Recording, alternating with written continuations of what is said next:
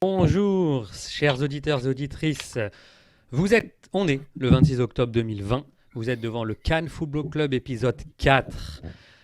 Toujours en très très bonne compagnie. Je vais vous présenter tous ceux qui sont autour de la table, mais vous commencez à les connaître maintenant, hein. Vous êtes des habitués. Alors il y a Sid, tonton Sid. Bonjour Sid, comment ça va? En forme, Jules, très très en forme. Très très en forme? Parce qu'il y a de la matière, hein, ce soir, hein. Il y a de la matière. On va parler de soccer. Surtout soccer, mais peut-être même un petit bonus en prime parce que c'est le Cannes Football Club et qu'on est sympa. Nilton, comment ça va ce week-end? Ça va. J'ai écouté Borat 2. C'était pas si bon que ça, finalement. Ah ouais? Voilà. Tu nous le conseilles pas? Bah, je pense qu'on a déjà tout vu ce qu'il fallait voir dans les médias sociaux. Bonne communication alors de la part de Sacha Baron Cohen. Reg, je vais pas commencer chaque lundi en disant... Ouais, il va falloir que tu arrêtes parce que là, on va commencer à s'embrouiller. Là. Mais c'est ça. Donc, sinon... j'ai décidé de pas parler d'Arsenal. Mais comment t'as passé ton week-end? Écoute, mon week-end est dicté par Arsenal. J'ai pas passé un bon week-end. Mais écoute, sinon ça va. Ça a été un bon week-end, merci. Une courte défaite malheureuse contre, j'ai envie de dire contre Vardy, et non pas contre Leicester, puisque Vardy a scoré, je crois, 15 buts. Un peu moins, mais oui, c'est à peu près ça. On est sa victime préférée, en tout cas. C'est ça, hein? C'est ça. C'est incroyable. Non, on n'en parle pas trop. Juste non, on ça. Demande Sofiane comment il va, par exemple. Oui, t'as raison, parce que voilà. On peut dire que David Luiz a bien joué jusqu'à sa blessure. Oui, il a fait un bon match jusqu'à un ça. des meilleurs attaquants de l'histoire de la Premier League, Jamie Vardy. Et la voix que vous entendez comme ça en off un petit peu, c'est celle de Sofiane qui, ça y est, Taider est parti. Regardez son visage. Il a fait le deuil de Taider. Regardez ce beau visage. Ça va, Sofiane? Ça va. Regarde, si tu acceptes que Taider est nul, la vie se passe bien. Tu n'as pas besoin d'avoir une opinion. En fait, c'est mieux de se lobotomiser le cerveau que de penser à Taider parce que, bon, évidemment, quand il est nul, il est nul. Non, sinon, ça va, les gars. Ça va. Comme Milton, j'ai commencé Borat 2. Je suis à la moitié. Je ne suis pas capable de continuer ce film. Il est tellement nul. J'ai beaucoup de mal. Parce qu'on l'a déjà vu ce film-là. Je l'ai déjà vu. Il est très provocateur. Je suis étonné dans notre société woke que ce film a été permis de diffuser comme ça, mais bon. Ok. Merci Sofiane de ton avis, mais pour la critique cinéma, ça sera dans l'autre épisode de Cannes Football Club Cinéma. Là, on est dans le soccer. Donc, avant de mettre la table, j'aimerais toujours remercier ceux qui nous supportent, la marque Trop de Poutine, le vêtement original, et la Forge du Malte, notre micro-brasserie préférée, et surtout nos Patreons. Que vous dire à part un grand merci, puisque chaque semaine vous êtes de plus en plus à nous suivre et ça nous fait énormément plaisir. C'est comme ça qu'on peut vous donner du contenu de qualité et qu'on va continuer à le faire de toute façon. Donc vraiment merci. Pour ceux qui hésitent encore une fois, c'est le 4e. Vous hésitez encore, vous vous dites bon, cette équipe elle est sympa, mais bon, c'est moyen. On vous laisse encore le temps, mais ce sera sur la page Patreon www.patreon.com/CanFootballClub, puis vous donnez vos petits $3 et puis vous avez tout en avant-première, l'émission de ce soir en avant-première, le CCPP et peut-être encore plus. On est en train de réfléchir à plein de choses qu'on pourra vous donner en avant-première si vous êtes Patreon. S'ils ne sont pas convaincus après le 4e match d'un championnat, une équipe au bout de 4 matchs, ils sont encore en haut du tableau. La saison, elle commence à être sérieuse, non? Ouais, mais des fois, il y a le mercato, on ne sait pas si l'équipe sera la même, etc. Donc là, voilà, ils commencent à être habitués à nos visages et à nos joutes verbales. Donc je pense que ça va aller que de mieux en mieux. On va leur faire changer d'avis. Aujourd'hui au sommaire, bien sûr, une page impact. Malheureusement, on repart avec 0 point de notre voyage à New York. On va en discuter, bien entendu. Il y aura également une page sur... le GAM-TAM, un peu ce langage MLS qu'emploie souvent Sid, Sofiane, Nilton, mais qu'on ne comprend pas forcément. Donc on va vous expliquer un petit peu quels sont les rouages un peu de la MLS au niveau financier surtout et comment ça se passe. Qu'est-ce que ça veut dire quand un joueur vient DP, vient TAM, vient GAM, etc. Donc on va rentrer un peu plus dans le détail avec un beau travail de Nilton.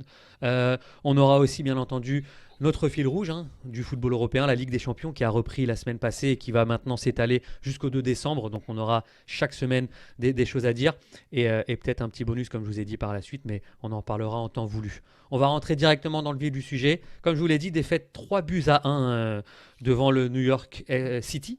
Encore une fois, une victoire, j'ai envie de dire malheureuse, mais une victoire qui comme on l'a appris dans la presse et on y reviendra un peu plus tard, est à mettre à l'actif de Thierry Henry. Il s'est excusé pas moins de 15 à 20 fois durant la conférence de presse. Il prend l'entière responsabilité de la défaite, mais on va essayer d'aller un peu plus loin. Et ce un peu plus loin, c'est bien entendu notre Poutine, nos Saputo d'or et nos J'ai l'air d'un foin. Donc je vais vous lire un petit peu la tendance, bien entendu. En Saputo d'or, on a du Piet, du Kyoto et du Pantémis. Pantémis pour Maxime Thériault, Piet pour José Trottier, Kyoto pour MV et Kyoto également pour Amine Sabri. Donc voilà, dans cette tendance-là, on voit que Kyoto revient souvent dans les Saputo d'or depuis 3 matchs. C'est une belle constance. On voit que Pantémis aussi arrive à tirer son épingle du jeu. Qu'est-ce qu'on en pense, Sid, à ce niveau-là ?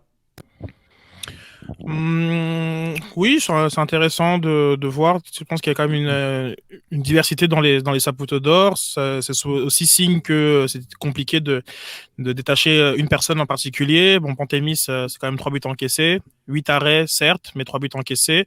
Donc, c'est chaque semaine la même chose. Non, mais c'est clair. C'est vrai, on dit que c'est Saputo d'or. On dit, ouais, il a quand même pris 3 buts. donc, oui, voilà, faut. Ouais, oui. Est-ce que tu rappelles qu'il vient de Lakeshore ou quelque chose comme ça? Encore, puisqu'on est dans ça, j'ai joué contre son père en coaching en tout cas. Donc voilà, cet été, on a joué contre Lakeshore, on les a battus puisqu'on a remporté le championnat féminin avec Freddy. Félicitations, Sid. Félicitations. Bravo. Voilà, donc on a joué contre Pantémis père. Et oui, donc non, c'est toujours quand c'est compliqué de trouver les Saputo d'or, c'est soit ça va dans les deux sens. Soit c'était un festival offensif et tout, ça c'est la merde et que chacun a envie de pointer le doigt sur quelqu'un de différent. Ouais, sauf que on en a parlé la semaine dernière. Piet, on l'avait dit un petit peu décrié parce que la naissance de son enfant. Est-ce que là, ça l'aurait pas revigoré ce petit passage à Montréal Reg, sachant que nos auditeurs l'ont crédité d'un Saputo d'or. Est-ce que ça peut vraiment jouer, tu penses, ou pas ? Bon, après, le repos lui a été bénéfique. Il avait l'air plus en jambes. Après, de là à le mettre Saputo d'or, je ne pense pas. Il a fait un match correct pour moi dans l'ensemble. Il était en jambes, quoi. Oui, c'est ça. Je pense qu'il je pense que ça lui a fait du bien d'être. Qu'est-ce qu'il a dit, Sofiane, encore ? C'était pas grave. Qu'est-ce qui était pas grave ? Piet, ça pendant, c'était pas grave. Ça va. Oui, c'est ça. I didn't get it. But still. I didn't Anyway.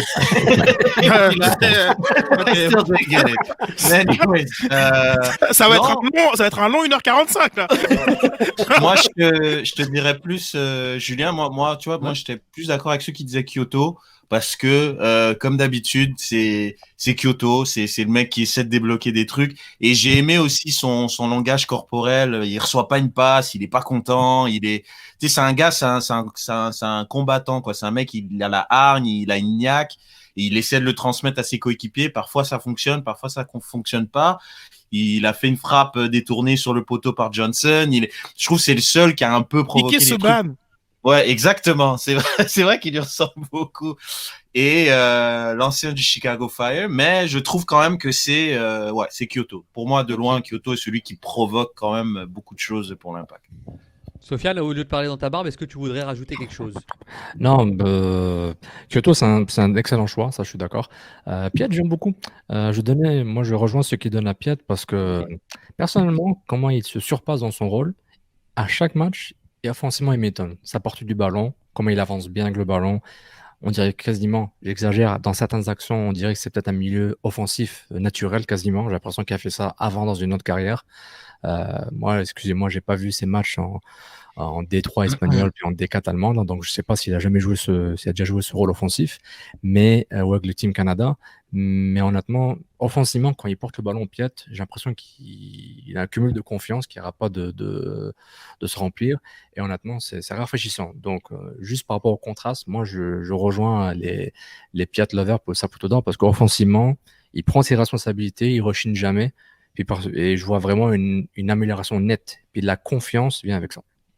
Très bien. Mais ce qui manque à Piet, on le voit de plus en plus confiant dans des situations offensives où il réfléchit mieux, plus vite et un peu plus à l'instinct pour la distribution de balles. Sauf que quand il se retrouve dans la boîte, il faut qu'il continue dans cette mentalité-là. Là, quand il se retrouve avec le ballon dans la boîte, on le voit, là, il est un peu en panique, il dit « Oh merde, je ne devrais pas avoir le ballon. Qu'est-ce que je fais? » Il faut vraiment qu'il aille en première intention parce que cette position-là demande de jouer rapidement.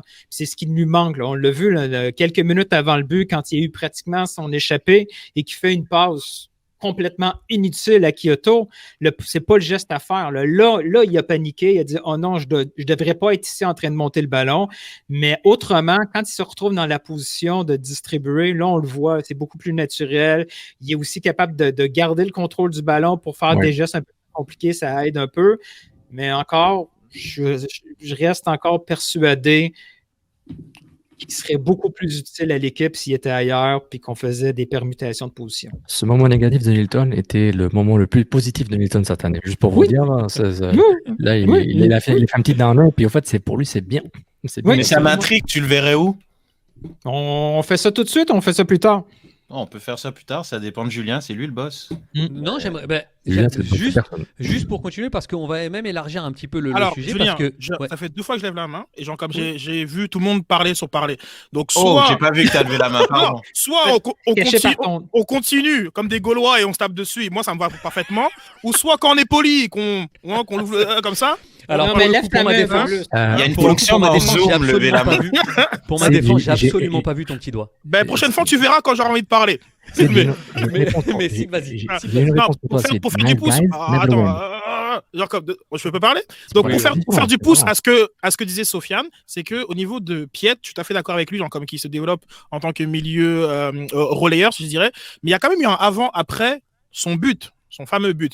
Il y avait l'envie de marquer ce premier but-là, et on voyait quand même tenter des frappes. Et depuis ce but-là, aux abords, parce que c'est pas forcément dans la surface de réparation, c'est pas non plus ce type de box-to-box-là, mais aux abords de la surface de réparation, il y a plusieurs fois où je pense qu'il pourrait tirer, et il le fait moins. Et je pense que quand il y avait un peu ce running gag du premier but de Piet, il y avait un peu ce réflexe d'aller le chercher, puis voilà. Depuis, je le trouve un petit peu moins tranchant dans cet aspect particulier. Sinon, effectivement, au niveau de la distribution, au niveau genre comme je parle quand même du pressing, contre-pressing même comme on dit, genre comme je trouve super intéressant. Et mais c'est là où il faut vraiment qu'il progresse s'il veut s'installer, parce que s'il est installé en tant que numéro 8, disons, on s'attendra quand même à par saison peut-être 4 buts par saison, et ça il faut qu'il prenne ce réflexe-là dans la frappe. Bah, tu vois, mais à coup pas, parce que je me serais pas passé de cette intervention très très pertinente, Sid. Bien joué d'avoir levé le doigt. Arrête. Je sais pas s'il est sarcastique ou pas.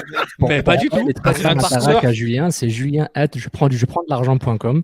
Donc, merci Julien, tu voulais envoyer des compliments. Juste sur Piet, on va passer parce que j'aimerais vous attirer votre attention sur les trous de Poutine de nos fans. Et je vais prendre, c'est Nilton qui va commencer là-dessus parce que Victor Wanyama revient dans 2 trous de Poutine sur 4. Maxime Thériault le met et MV également, mais Camacho et Wanyama pour un beau duo. On a du Urruti et du Corrales bien entendu pour faire plaisir à Reg qui est tout le temps mis. Mais sur Victor Wanyama, je vais d'abord donner la parole à Nilton parce que dans les dernières émissions, je ne sais pas si vous vous rappelez, chers éditeurs, mais il avait mis sur le tapis que le rendement de Victor Wanyama n'était pas ce qu'il attendait et qu'au final on s'était peut-être un peu trompé sur la marchandise. Je vais devoir le baquer cette fois. Est-ce que tu es d'accord, Nilton, déjà avec le fait que sur ce match-là, ce soit Wanyama le trop de Poutine? Probablement pas, mais ça a été un de ses plus mauvais matchs à Wanyama. Moi, ce que je déplore de Wanyama, c'est que les gens ont l'impression de revoir un Wanyama d'il y a 2 ans sur le terrain. C'est pas tout à fait ça. C'est plus le même joueur. Je veux dire, à la limite, je me demande s'il est assez fit pour jouer ce rôle-là. Il était réputé pour être un joueur qui avait 3 poumons, qui gagnait des batailles, qui était toujours là pour aller chercher des tacles. Ce que je vois, c'est un joueur qui économise beaucoup d'énergie. C'est intelligent ce qu'il fait parce qu'il se dit, si je ne suis plus capable de faire ce que je faisais en 2018, je vais essayer de la jouer en position. Mais quand la position est insuffisante, on ne voit pas les actions qu'on voyait avec Piet il y a une saison. Il ne faut pas oublier que quand on est allé chercher Piet et qu'il a joué dès le premier match, ça fait une différence dans cette équipe-là parce que tout d'un coup, on dit « Oh, c'est ça un milieu défensif récupérateur. » On a essayé plein... Nilton, hein? Oui, mais quand Piet était là, quand Piet est arrivé, on a vu c'était quoi un récupérateur devant sa défense. On a essayé plein de choses. On a même essayé Bernier devant la défense. On a essayé Donadel, qui n'est pas vraiment un milieu défensif. Tout ça. Et là, ce qu'on a, c'est un Wanyama qui est, selon moi, incapable de jouer un rôle que Montréal a vraiment besoin, c'est-à-dire un support à la défensive. On le voit dans le deuxième but. Et Piet est allé chercher un contrat de 400 000 $, pas comme box-to-box. S'il avait joué à cette position-là, jamais il aurait obtenu un contrat de 400 000 $. Pas au bout d'un an, en tout cas. Exactement. Et là, on est en train de le transformer pour un besoin X, mais si on prend la somme des avantages et des inconvénients avec ce positionnement-là, ce qu'on perd en Piet devant la défensive, là, on ne le gagne pas assez ailleurs dans le 11 partant. Ben moi, je t'avoue, je suis d'accord avec ce que tu viens de dire. Wanyama, je pense qu'il serait beaucoup plus intéressant plus haut sur le terrain. Et le problème en ce moment, ce que je trouve pour aller dans ton sens du fait qu'il n'est pas fit, c'est que physiquement, il est tellement impressionnant qu'il se fie que là-dessus. Mais regarde, il y a des moments où je trouve il la dépasse et il garde le ballon tellement longtemps alors qu'il n'en a pas besoin et il se fie à son physique parce que d'un revers de la main, il arrive très souvent à garder le ballon en fait. Mais le problème, c'est que c'est un avantage comme c'est un peu un désavantage aussi, tu vois. Et je trouve il se fie beaucoup trop à ça en ce moment. Et étant donné qu'il est un des rares milieux de terrain fit de l'équipe en ce moment, fit pour jouer, hein, je parle pas fit physiquement. Donc, il est tout le temps, il joue des 90 minutes. Et comme dit Newton, c'est vrai, et il s'économise. Mais je trouve que le match, justement, je trouve contre Philadelphie, je trouve qu'il était plus haut sur le terrain. Il a fait 7 frappes après ce tac-là, on est d'accord. Bon, il n'en a pas fait des milliards non plus, mais je trouvais qu'il était plus haut et il peut être beaucoup plus intéressant. Sofiane, ouais, attends. J'ai vu ton doigt. J'ai vu ton doigt. J'ai vu une main. Non, j'ai vu, mais juste, Sofiane et Cécile, vous prendrez la parole, mais sur le contenu de ce match-là, est-ce que Wanyama mérite un trop de Poutine Ah oui, c'est vrai que j'ai oublié de dire ça. Moi, c'est pas grave, vrai. Je sais que t'es pris dans le truc. Vas-y, sauf. Non, c'est trop poli, les gars, là. Non, bah, alors, écoute, sur le côté trop Poutine, non, parce qu'il y en a toujours. On peut toujours trouver Corrales quelque part. Donc c'est ça le problème. Donc, il ne faut pas forcément les mettre tous au même. Les juger en fonction des mêmes attentes. Donc, non, mais oui, en fait. Et pour beaucoup de raisons que Newton et Reg disent, je crois que par contre, on oublie quelque chose. Sur la plus-value de Wanyama n'est pas forcément sur la récupération de balles, chose qu'il était capable de faire à Tottenham et ce qui était demandé du côté des Spurs, mais sa plus-value est vraiment dans la sortie de balle. Ce qui est différent un peu de la conservation, parce que Piet avait quand même un très gros haut taux de passes réussies quand il jouait numéro 6, mais ça allait nulle part. Sans caricaturer vraiment sur la fameuse passe vers l'avant, c'était tout le monde une espèce de balayage qui est intéressant d'ailleurs quand il joue en tant que milieu central. C'est-à-dire que quand il fait ça 30 mètres plus haut sur le terrain, c'est plus intéressant. Mais là où il était reculé, ça allait nulle part. On redonnait au latéral qui redonne la base. Comme ça. Mais alors que ce que permet Wanyama, c'est vraiment dans la sortie de balle d'avoir quelqu'un qui est effectivement capable de protéger son ballon et capable de gagner quand même 5 mètres simplement comme par lui-même. Et après, on fait cette passe qui permet d'avancer. Donc c'est là. Maintenant, effectivement, sur la récupération, c'est très en deçà de ce qu'on a besoin, pas forcément. Est-ce que le joueur s'est transformé? Est-ce que même Thierry Henry encore lui demande autre chose? Je suis pas certain, malgré le match de Philadelphie où il était très agressif offensivement, je suis pas certain que ce soit plus haut qu'il soit utile. Je trouve que des gens comme Sedic sont très fins et on peut trouver des profils plus intéressants. Maintenant, je voulais dire. Pas oui, mais moi je pense que véritablement il peut pas être seul 6 en fait. Surtout ce que j'aimerais, c'est surtout en fait qu'il soit à 2 dans un double pivot et que là à ce moment-là, donc on a les bénéfices de sa capacité à relancer, mais en même temps il y a une autre personne qui va aussi servir de protection parce que quand on fera les analyses des différents buts, il y a un thème récurrent. Et tu avais un tweet magnifique à ce sujet, Reg. C'est son fameux jogging de repli défensif et quand on fait vraiment un focus sur les courses de Wanyama, ça fait dur parce que on voit vraiment un gros platane baobab qui est en train de rouler tranquillement vers la surface de réparation et ça c'est pas acceptable je pense pour l'Impact de Montréal. Sofiane, est-ce que tu veux rajouter quelque chose? Ça revient aussi au concept de perception. C'est mon concept de l'année, le mot base perception. J'ai fait j'ai fait la règle de 3 avec Tyder et on remplace le nom de Wanyama par Tyder. Wanyama devrait dégager du club tout de suite, d'après les super fans et les experts qui couvrent le club. Là, tout ce que vous avez dit, on dit la même chose sur Tyder. Donc, je trouve que c'est une question de perception. Moi non plus, je comprends pas. On parle d'un joueur qui répond pas aux attentes. Son job de base, il le fait pas. Donc pour moi, ça c'est grave déjà. On parle d'un joueur titulaire d'épée qui coûte cher. Donc déjà, je reviens à mon concept de perception. Donc ça prouve mon point depuis 1 an et demi et depuis 2 ans. Et en plus, par rapport à Wanyama, ce qui est intéressant, c'est que s'il ramène un très bon point, puis aussi Nilton, par rapport à son agressivité. Son agressivité fait de lui le joueur qu'il est. Le joueur qui a fait de lui de Southampton de passer à Tottenham, qui a fait de lui comme vraiment une star montante pour l'équipe nationale des Kenya, qui a repris beaucoup de respect sur le continent à travers les qualifications de la Coupe du Monde et de la CAN, à travers quelques années, capitaine de sa sélection, donc c'est pas n'importe qui. Donc et je trouve que le trop-potine de Wanyama, c'est plus un cumul de plusieurs matchs, des perceptions des gens. C'est pas seulement sur son match. Parce qu'à part l'action où il fait du jogging, comme vous dites si bien. Ah non, moi c'est pas faux, c'est pas juste l'action. Hein. Non, moi je trouve il a eu beaucoup de pertes de balles et au lieu de la protéger comme d'habitude, il l'a perdu. C'est juste ça que je dis. Parce qu'après le but, New York City FC a eu beaucoup plus de liberté et de confiance. Et donc l'équipe a un peu chaviré entre guillemets, mais ils ont failli revenir entre guillemets du côté de l'Impact. Mais par rapport à Wanyama, je pense que c'est un cumul de perceptions de plusieurs matchs. Pour se dire ok, j'ai vu sur 5 minutes ce que j'aime pas depuis 1 an, depuis 6 mois. Boum, trop Poutine, je comprends certains fans qui l'utilisent. Et tout ce qu'on a dit sur Wanyama, ça m'inquiète un peu. Surtout par rapport à la rumeur que peut-être il s'en va pas, on en parlera peut-être ou pas. Et c'est assez inquiétant pour un joueur important. Et tellement, son arrivée, et je l'avais dit quand il est arrivé, c'est pas Piet, que c'est pas les postes de Piet qui est en question. Moi j'avais dit avant tout le monde, c'est les postes de Tyder qui sont en question avec l'arrivée de Wanyama. C'est là où viendra la compétition. C'est pourquoi Tyder joue beaucoup plus haut. Parce qu'on n'avait plus besoin de lui à ce moment-là, et puis il ne faisait pas le travail. Et Wanyama, c'est le même problème qui va peut-être arriver si il continue comme ça. Mais il continue comme ça parce que c'est le collectif qui est aussi faible. Parce que si t'es pas un défenseur central qui est là pour te supporter, si Fanny n'est pas blessé, puis il est enfant, même à 40 ans, Wanyama serait beaucoup plus fort. Quand c'est Camacho, quand c'est Raitala, c'est faible. On est au niveau de l'anticipation. Camacho, l'anticipe bien avant. Il est super nerveux. Mais je parle quand ils sont agressifs.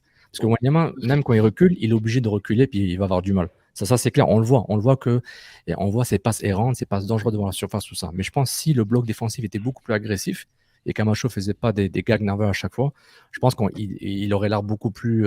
Mais je trouve que comme un joueur en général, oui, parfois tu peux te dire ceux qui l'entourent font en sorte qu'il paraît mal. Mais là, pour le coup, j'ai pas l'impression que c'est ça. Je trouve que c'est une prise de décision qu'il fait, qui me fait dire sur certains trucs qui me font dire il fait pas un bon match ou il répond pas aux attentes. Après, je le fais pas. Moi, là, Julien m'a demandé d'analyser mon trop de Poutine. Moi, à la rigueur, je pourrais le mettre. Je suis d'accord avec Sid. Il peut avoir un Corrales par-ci ou un autre par-là, peu importe. Mais c'est vrai que là, dans ce match-là, je trouve, et pas juste son retour défensif, je trouve que globalement, quand il se retourne, il essaie de la garder trop longtemps parce qu'il se dit je suis plus costaud que toi, donc je vais la garder et je vais pas la perdre. Mais là, il l'a perdue. Et là, il a mis l'équipe en difficulté. Et on sait que l'équipe, elle est bancale, puis que défensivement, genre, ils vont prendre l'eau. Mais je trouve, quand il la perd dans ce contexte-là.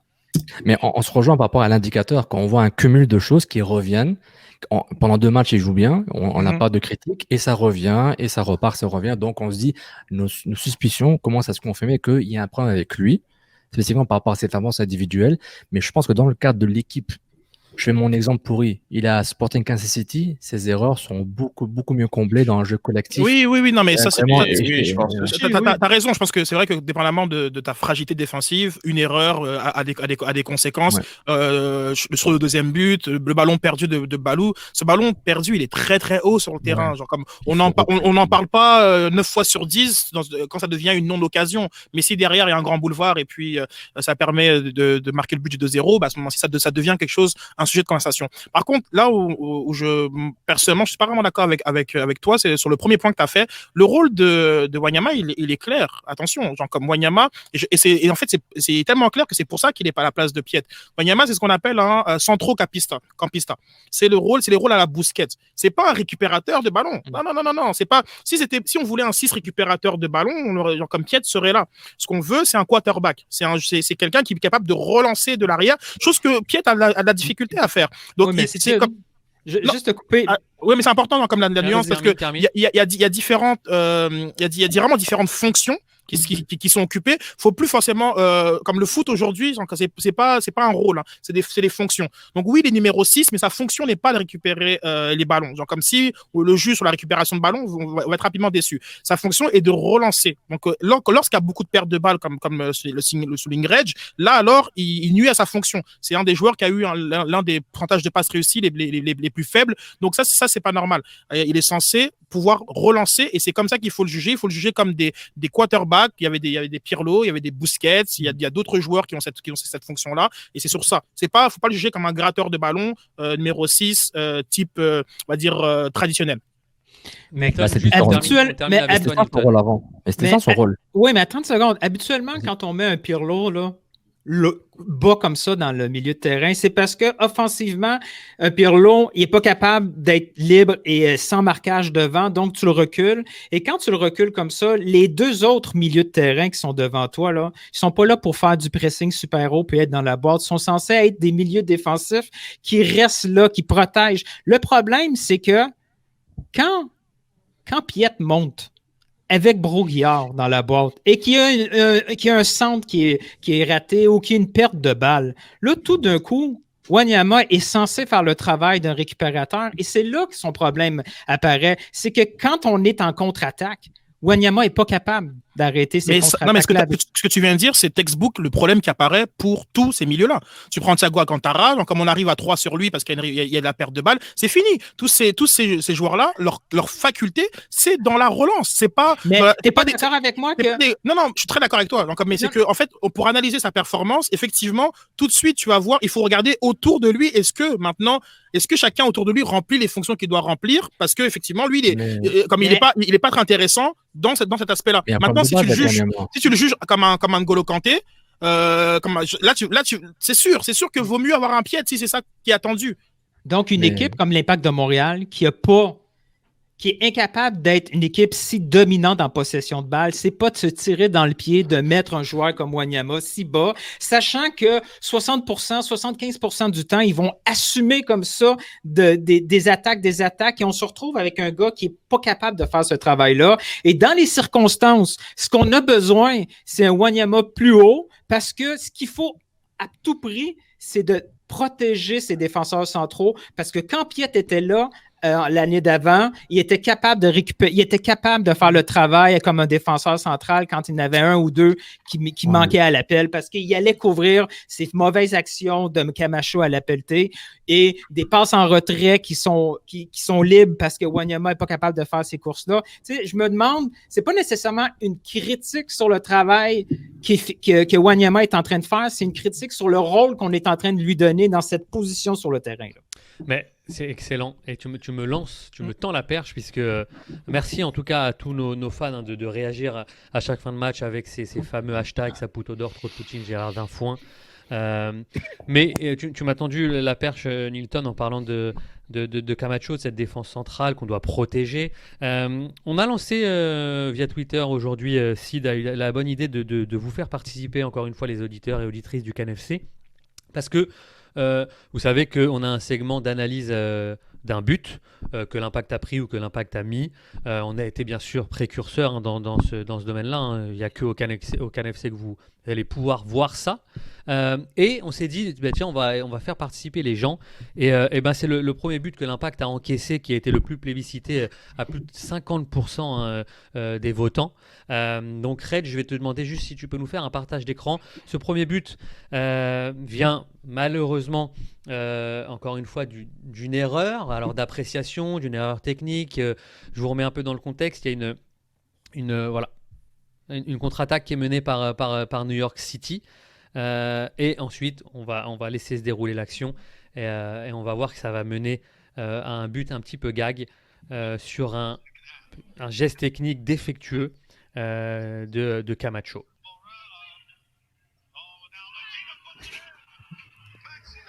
Voilà ce que ça donne. Alors, la question que je ne vais pas vous la donner frontalement, puisque l'idée, c'est pas de savoir qui a fait l'erreur, mais plutôt, regardez, voilà.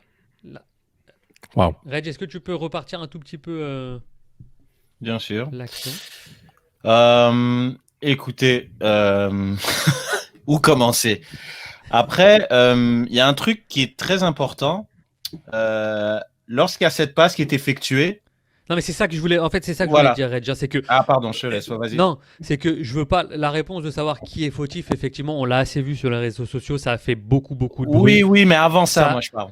Mais voilà, j'aimerais qu'on revienne vraiment avant aussi et qu'on explique, bien entendu aussi. J'aimerais aussi, bien sûr, avoir l'avis de Sid qui a été défenseur central et que j'aimerais que dans cette zone-là, il nous explique comment.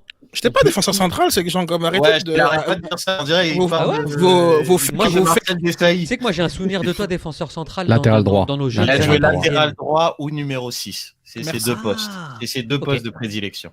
Bon, mais si tu fais une moyenne des deux, ça fait défenseur central. Voilà. Exactement. Bien dit. Donc ce que j'aimerais aussi par la suite, quand on aura analysé ça, j'aimerais que Sid vraiment prenne la parole et me dise comment ça peut passer à l'esprit de faire un geste comme ça quand on est dans la boîte, comme on dit, voire même dans les 6 mètres. J'aimerais vraiment que tu m'expliques après avoir analysé tout ça. C'est parti, Reg.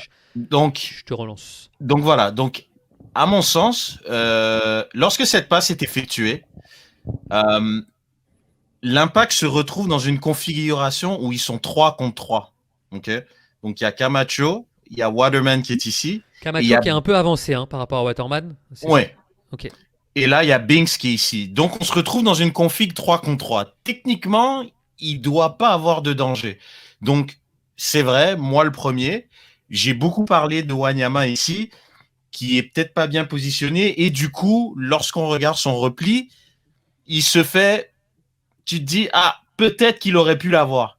Et là, même, il fait un effort pour l'avoir, il ne l'a pas eu. Sauf que moi, ce que je trouve... Quand tu reviens sur l'action, désolé, je suis revenu un petit peu trop loin. À ce niveau-là, moi, celui qui me dérange, c'est Binks. Bah, c'est ça que j'allais te poser comme question. Parce que Binks, tu parles d'un 3 contre 3. Mais est-ce que c'est pas un 3 contre 2 finalement? Binks, en fait, techniquement, je ne sais pas s'il a voulu couvrir Corrales, alors que techniquement, Corrales, il couvrait le mec qui est là. Ouais. Mais quand tu regardes Binks, il fait un... c'est son pivot.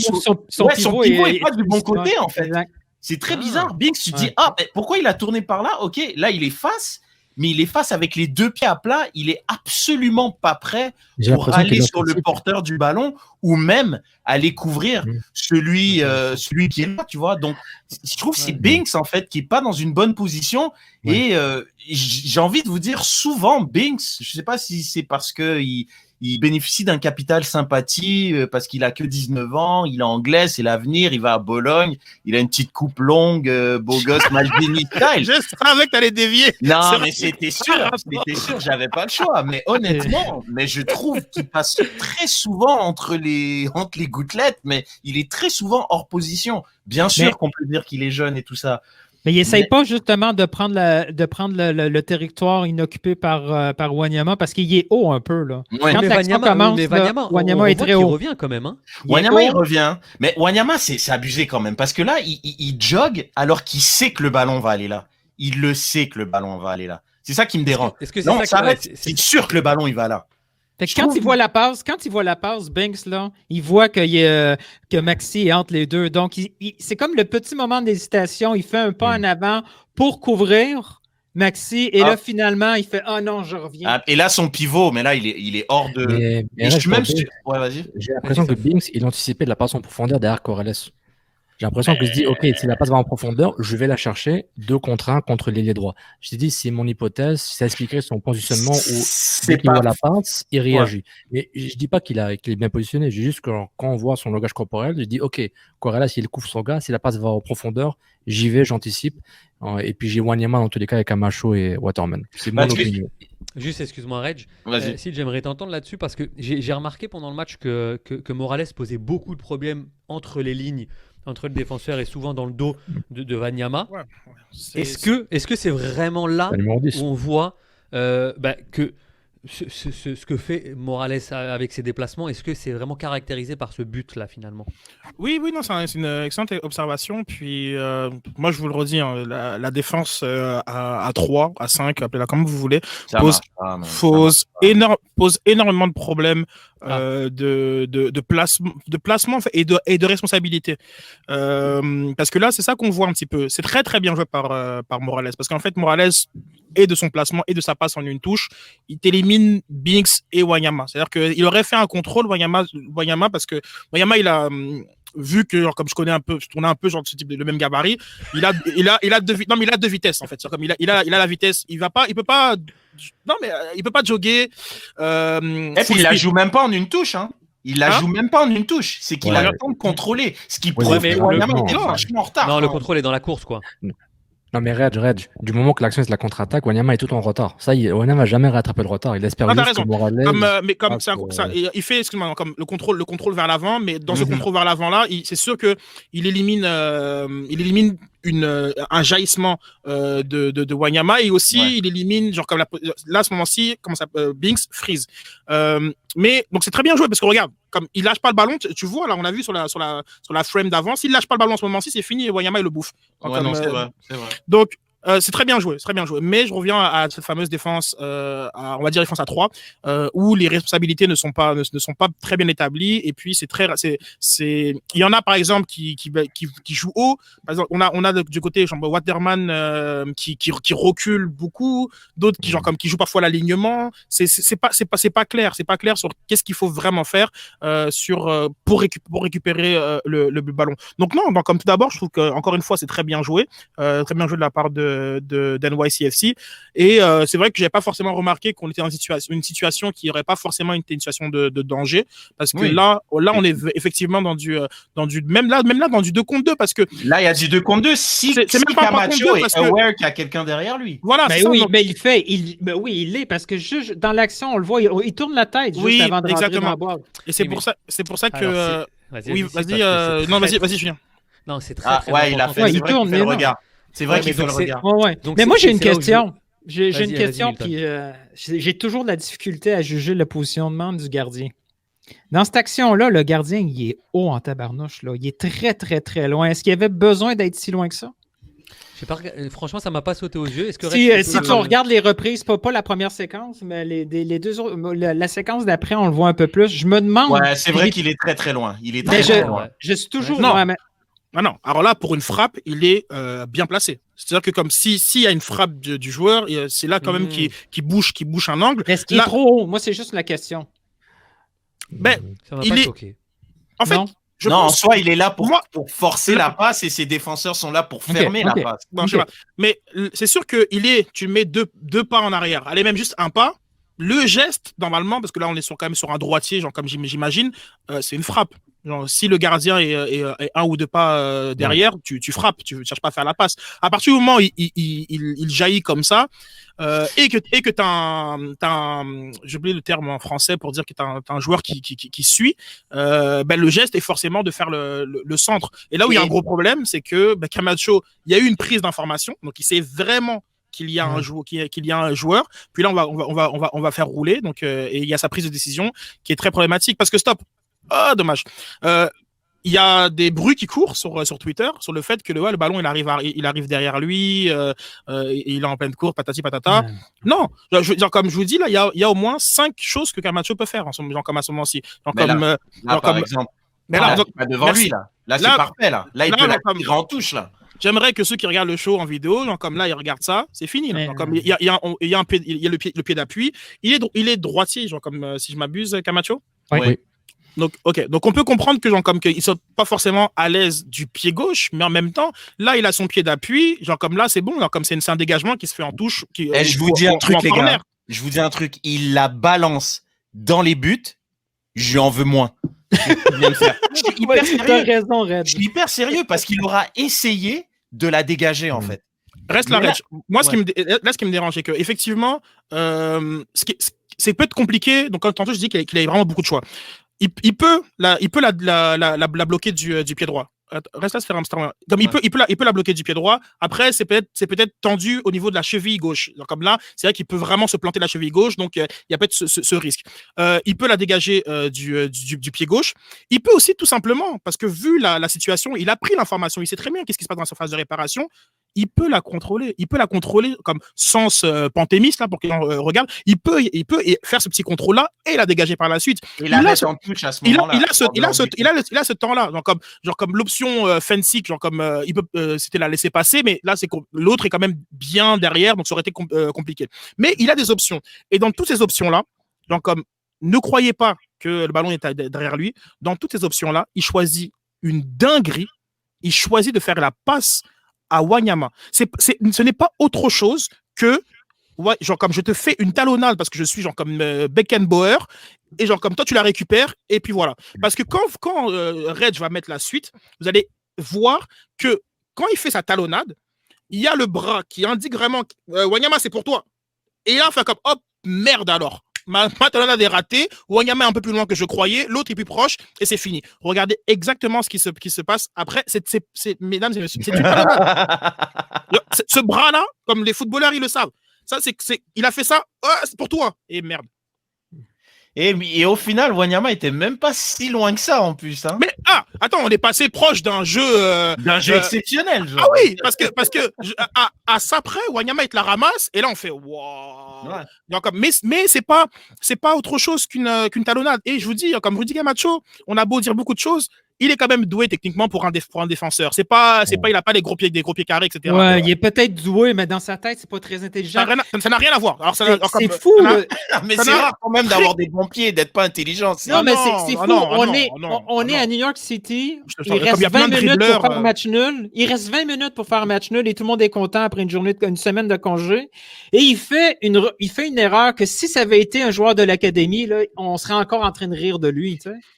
Ça pas de sens. Je le répète, il la dégage et ça rentre dans les cages et c'est un CSC. Ouais. Je lui en veux moins que ça. C'est sûr que ce qu'il vient de faire, c'est sûr.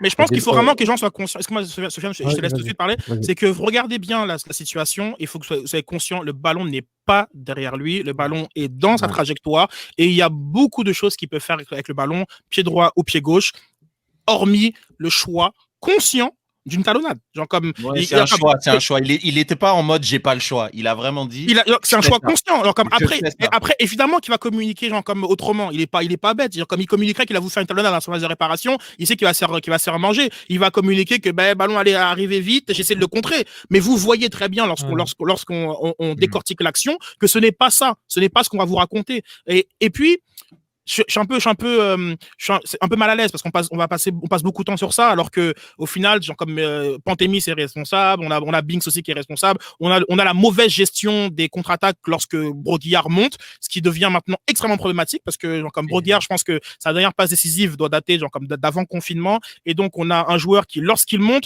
finalement nuit plus à l'équipe qu'à l'inverse, mais quand on joue dans ce système-là, c'est pour que les pistons montent. Donc là on est dans quelque chose de très à l'envers et donc j'ai pas envie juste de blâmer Camacho, mais j'ai pas envie qu'on raconte des histoires. Le ballon, il y avait la maîtrise de son geste et il a choisi le geste qui est peut-être le plus farfelu possible dans les conséquences parce que de toute façon c'est souvent ça, les beaux gestes quand ça réussit voilà c'est magnifique, mais quand ça rate on se demande toujours mais pourquoi il a fait un retourné, il voulait faire quelque chose pour sa future compile de présentation de joueurs, tu sais, il dit si je réussis ça là ça va être beau dans mon vidéo YouTube. si tu permets Julien, t'es muté Julien, je vais te unmute. Si tu permets, il y a juste un truc, j'aimerais dire, pour aller dans le sens de Sid, à moitié, par rapport à Pantémis, je pense qu'il est monté pour forcer le joueur à faire la passe, ce qu'il a fait. Donc, Pantémis a fait son boulot. Et après, les défenseurs étaient techniquement en place pour intercepter la passe. Parce qu'en soi, la passe, elle est abusée. Genre, même quand tu joues à FIFA, tu fais cette passe-là, elle passe plus. Genre, ça passait à FIFA 99 peut-être. Mais là, ça passe plus, cette passe-là. Cette passe en retrait, et puis tu es sûr de mettre un but. Les défenseurs étaient en place. Et comme a dit Sid, pour conclure, il a juste pas pris le bon choix. Parce qu'il était là pour l'interception. Il était en bonne position, mais il n'a pas choisi la bonne fin pour cette action-là, en fait. Comme on dit les choses au KNFC, c'est ça que j'adore. On va terminer par Sofiane sur cette analyse du but et on passera à un autre sujet après, mais on dit les choses. J'aime ça. On dit les choses. Il a voulu faire une talonnade et il s'est trompé. Deux choses rapides. Hier soir, samedi soir, pendant la fameuse talonnade de Camacho, j'étais en mode de défendre la veuve l'orphelin, donc je l'ai un peu défendu, disant le ballon était peut-être derrière lui, ça va vite, la contre-attaque. Oui, c'est vrai. Tu as après avoir vu quelques replays, je dis ouais non, je pense qu'il y a, je peux pas le défendre. Non, il va nous parler de perception encore. Regarde, si vous n'acceptez pas ce concept. Si vous ne l'acceptez pas, vous allez tout le temps être en mauvaise compréhension des choses. C'est un excellent concept, sauf que puisqu'on est dans les confessions, j'ai effacé 3 tweets où je te répondais et j'arrivais pas à te répondre sans t'insulter. Donc, je me suis dit, non, parce que quand tu as commencé ton tweet, j'ai dit attention, ok, je garde ça pour lundi. Ouais, donc, je voulais vraiment, j'étais en mode, comme je disais, défendre la veuve l'orphelin. Je dis, ok, mais là, j'ai revu, je dis, ok, le soir même, je dis non. Là, c'est une erreur grave de sa part. Et même la dégager, c'était risqué. Puis je suis d'accord, tu m'as convaincu ce soir. Un contre son camp aurait été plus acceptable que ça. L'angle était assez difficile pour la mettre dans son but aussi facilement, mais le risque était là. Ça, c'est clair. C'est clair. Et par rapport à la défense à 3 ou à 5, là, ou à 4 de l'Impact depuis un bout, c'est que moi, je trouve que quand ils sont... le foot, il y a 2 positions. Soit tu défends en bloc, tu attends l'équipe adverse, soit tu es en transition, puis tu paniques et tu es en contre et tu te fais contrer, il faut que tu recules à chaque fois. Donc, quand la défense est posée, 5 ou 3 ou 4, ça marche tout le temps pour l'Impact, ils sont en bloc. Quand ils sont en bloc, ils sont sérieux, puis ils resserrent les espaces entre les lignes, ça marche bien. C'est plus que, et je pense, quand ils sont en transition de défendre, ils se font contrer rapidement. Pour beaucoup de clubs dans le monde, même le Barça, c'est pas facile de défendre contre le contre. Donc je rejoins Sid quand il dit qu'il y a une mauvaise conception des rôles. Et au niveau de conception des rôles, c'est là où on voit que il manque des automatismes pour dire qu'est-ce qui arrive quand on se fait contrer, quand on peut pas aligner leur jeu, quand nos défenseurs, nos milieux défensifs sont en train de courir comme des malins en train de rattraper le retard, qu'est-ce qu'on fait? Pantémis, il fait quoi? Donc tout ça se travaille dans les entraînements, de pas avoir ce genre de mise de situation. Mais je veux ajouter quelque chose que quand même Camacho, qui est pas jeune mais qui est pas vieux, il joue avec Waterman qui a très bonne expérience et Binks aussi. Les deux ensemble, ils ont le tiers de l'expérience de Camacho en termes de matchs joués en pro, en division 1. Donc je dis pas que Camacho a bien joué, etc. Mais j'essaie d'expliquer quand il y a des errements comme ça. Avant, Binks et Waterman, je peux pas leur demander plus que ça. C'est Binks qui ont des grosses attentes, Tottenham, il coûte cher. Mais en même temps, et c'est juste une observation qui est arrivée pendant que tu parlais ici. Non, mais c'est très juste. Mais moi, j'insiste, ce n'est pas que sa faute. Non, mais c'est important. Je pense qu'on peut s'entendre sur ça, j'espère. C'est ce qu'on a dit au début de l'analyse. Non, c'est pas que sa faute. Il y a beaucoup de responsabilités dans ce but. Si c'est Waterman qui fait ça, il se fait moins de dégâts. On se dit, ok, c'est un gars de CPL, ça se voit. Non, mais on n'est pas là pour savoir. Alors que Camacho. Non, je sais, mais je parle de la perception des gens, parce que Camacho, c'est le cumul. Camacho, voilà. Mais t'as raison, non, il y a le cumul, et après, il y a quelque chose que je sais que toi, t'aimes pas forcément, mais qui rentre en ligne de compte, c'est le statut. Au final, genre, comme dans cette défense-là, c'est qui a le statut de boss? Qui a le statut du joueur de 28 ans qui est avec le plus gros salaire et qui est censé représenter l'expérience? Que Binks et des errements. C'est sa première saison chez les seniors à Binks. Sa première saison. Alors, comme il a 19 ans, genre, effectivement, oui, personne ne le connaissait comme, pour dire, à la renard, mais ce qu'il fait est bien au-delà, genre, comme de toute attente. Il a 19 ans, donc c'est très bien. Mais le patron, c'est pas Fanny, 39 ans, qui vient un peu aider pour les finitions. C'est pas le Waterman qu'on est parti chercher de Canpiel parce que comme on n'avait pas vraiment géré les Thomas Meyer-Giguère et etc.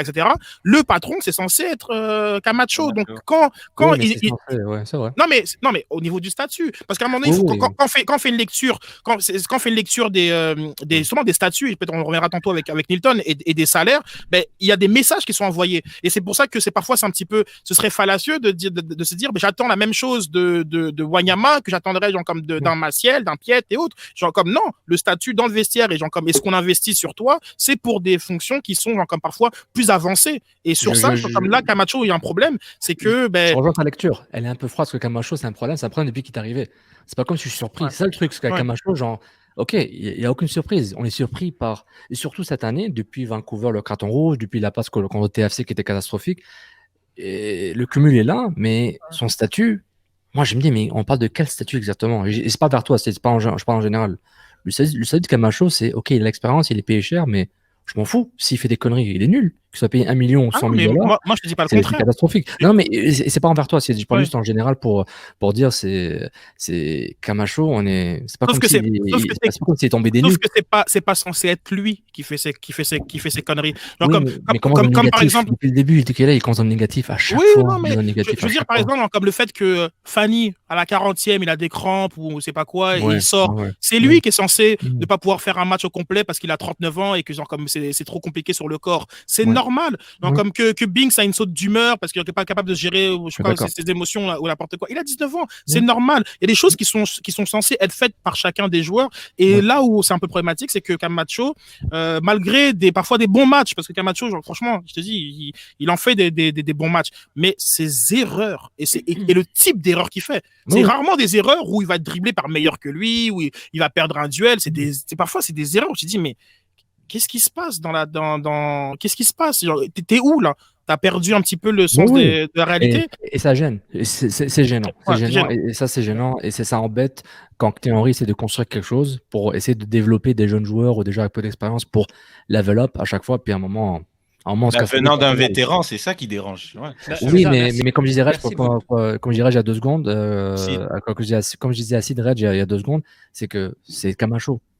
C'est genre, comment, guys? C'est bon, ça fait 2 ans pour moi. Moi, je suis pas d'accord avec toi parce que moi, je te dirais que comme Cabrera, s'il faisait ces erreurs-là, je laisserais tomber dessus. Simon, s'il faisait ces erreurs-là, parce qu'on parle quand même de 2 mecs qui, à un moment, étaient les leaders de cette défense.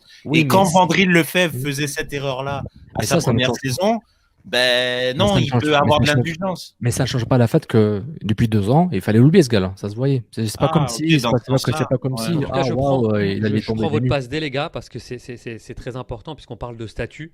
Le statut, généralement, ça va aussi avec l'aspect financier. Et là, je vais me tourner vers Nilton qui a fait un bon travail. Un excellent travail même. Et j'aimerais qu'on parle un petit peu du vocabulaire et du langage MLS, puisque on s'entend souvent parler de gamme, de TAM, de DP, d'échange, moi je comprenais pas comment Mason Toys valait 600 000, mais au final on les paye. C'est pas de l'argent qu'on paye. Pas Toys. Ouais, Toy. Donc il est venu Costa Rica. Vraiment le plus simplement possible. Nilton essaye de nous expliquer un peu ce langage autour des règles qui entourent l'aspect financier finalement d'une ligue fermée au final.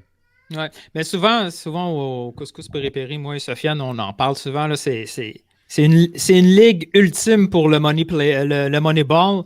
C'est en gros de la gestion de cap hip qu'il faut faire. C'est avec l'allusion nord-américaine. À chaque fois qu'on va chercher un joueur, on pense à sa charge budgétaire, si on veut parler en termes français. Puis la charge budgétaire, il ne faut pas seulement penser à son salaire. La MLS a voulu tellement rendre ça paritaire, ce concept-là, c'est que la charge budgétaire dans la masse salariale doit inclure tout ce qui coûte pour obtenir ce joueur-là. Donc, il y a le salaire, mais aussi, il faut inclure les frais de transfert. Donc, quand on entend parler que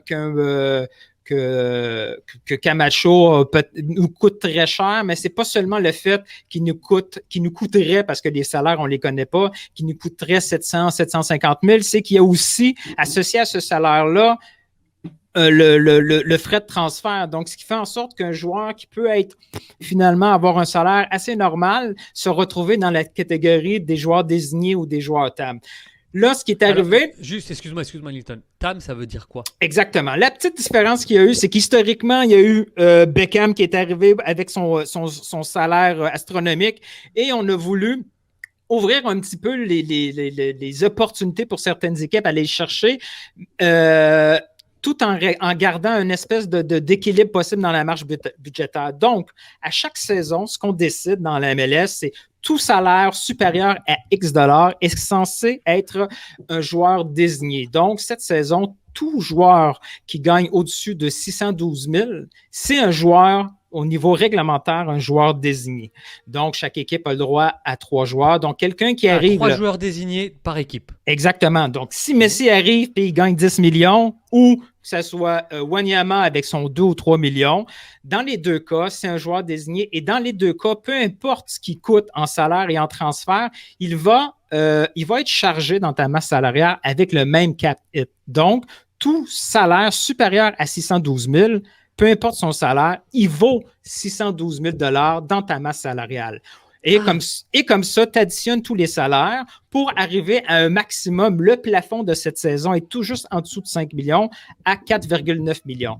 Donc, la petite nuance avec le TAM, c'est que pour avoir moins de disparité, si on veut, entre les joueurs désignés et tous les autres joueurs, on a voulu un petit peu donner des opportunités à des joueurs pas nécessairement de profondeur, mais des joueurs qui peuvent être très importants dans une équipe et avoir moins cette disparité-là. Et ils ont donné la possibilité de réduire le cap hit d'un joueur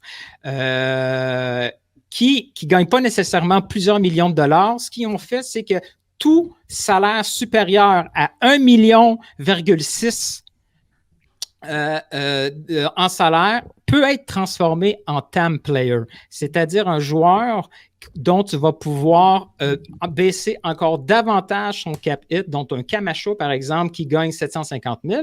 Ce joueur-là rentre dans la catégorie possible du TAM player avec de l'argent de location qui permet de diminuer l'impact dans ta masse salariale. Donc, le cap hit de Rudy Camacho peut descendre encore plus bas que 612 000 en appliquant des dollars d'allocation. C'est pour ça que dans plusieurs transactions, comme dans Tord, on s'échange ce genre de cap hit-là disponible afin de pouvoir avoir des masses salariales réelles qui peuvent aller au-delà de 10, 15, 20 millions, mais qui vont, dans le fond, seulement compter pour 4,9 millions en cap hit. Juste pour le lexique, là, TAM, c'est Targeted Allocation Money, donc argent d'allocation visé, et GAM, c'est General Allocation Money, donc argent d'allocation générale. Juste pour les gens TAM et GAM et TAM, ils savent quoi. J'ai une petite question. Donc, et puis, je peux ajouter un truc, juste pour finir, là, par rapport à l'exemple de Beckham, juste pour vous dire, en 2007, le cap salarial de la Ligue était de 2,1 millions de dollars US, et Beckham venait avec un salaire annuel de 6,5 millions. Donc, comment ils ont pu signer? La règle de joueur. C'est une bonne question. C'est une bonne question. C'est ça ma question. Je pense qu'elle va dans ce sens-là, Julien. C'est ça. Comment ils l'ont signé? Ok. Juste, je peux finir sur Beckham, juste pour dire comment ils ont signé, comment tu peux fitter 6,5 millions dans un cap salarial de 2,1 par équipe. Nathan vient de l'expliquer. Le Beckham coûte seulement 600 000. À ce moment-là, c'est peut-être 300, 400. Disons 600 000 $ US sur le chiffre de la masse salariale du club. Le cap hit. Le cap hit, exactement. Et les Galaxy va quand même payer dans sa charge budgétaire finance, dans ses livres, 6,5 millions, ce qu'ils doivent ça à Beckham comme salarié. Mais pour la Ligue, en jouant dans les mêmes règles que les autres clubs, c'est pas compliqué. Toi, tu coûtes 600 000 et le 5 400 000, il est là, mais on s'en fout, quoi. La Ligue, elle s'intéresse pas à ça. Elle s'intéresse juste que est-ce que le club peut payer le joueur, de 1, et est-ce que le club rentre dans son cap hit pour pouvoir le payer. Ça, c'est pour expliquer le joueur désigné. Ouais, voilà. J'ai entendu que est-ce que la Ligue, enfin j'ai entendu, je sais pas si c'est vrai ou pas les sources, mais Nilton, Sofiane, dites-nous, est-ce que la Ligue paierait aussi une part du salaire d'une star, par exemple? J'ai appris qu'on pouvait faire venir des Zlatan, des Beckham, etc. et que la Ligue prenez un petit peu en charge, puisque de ce qu'on m'a dit, l'image du joueur appartient à la Ligue, donc ce serait un espèce d'investissement marketing. Est-ce que c'est possible dans ce sens-là? J'ai entendu parler de ça, rien d'officiel, mais c'est possible. Oui, Milton? parce que c'est une ligue centralisée, il ne faut pas oublier, Joe Saputo n'est pas un propriétaire, n'est pas nécessairement il est propriétaire du club de l'Impact de Montréal, mais c'est un opérateur investisseur de la Ligue.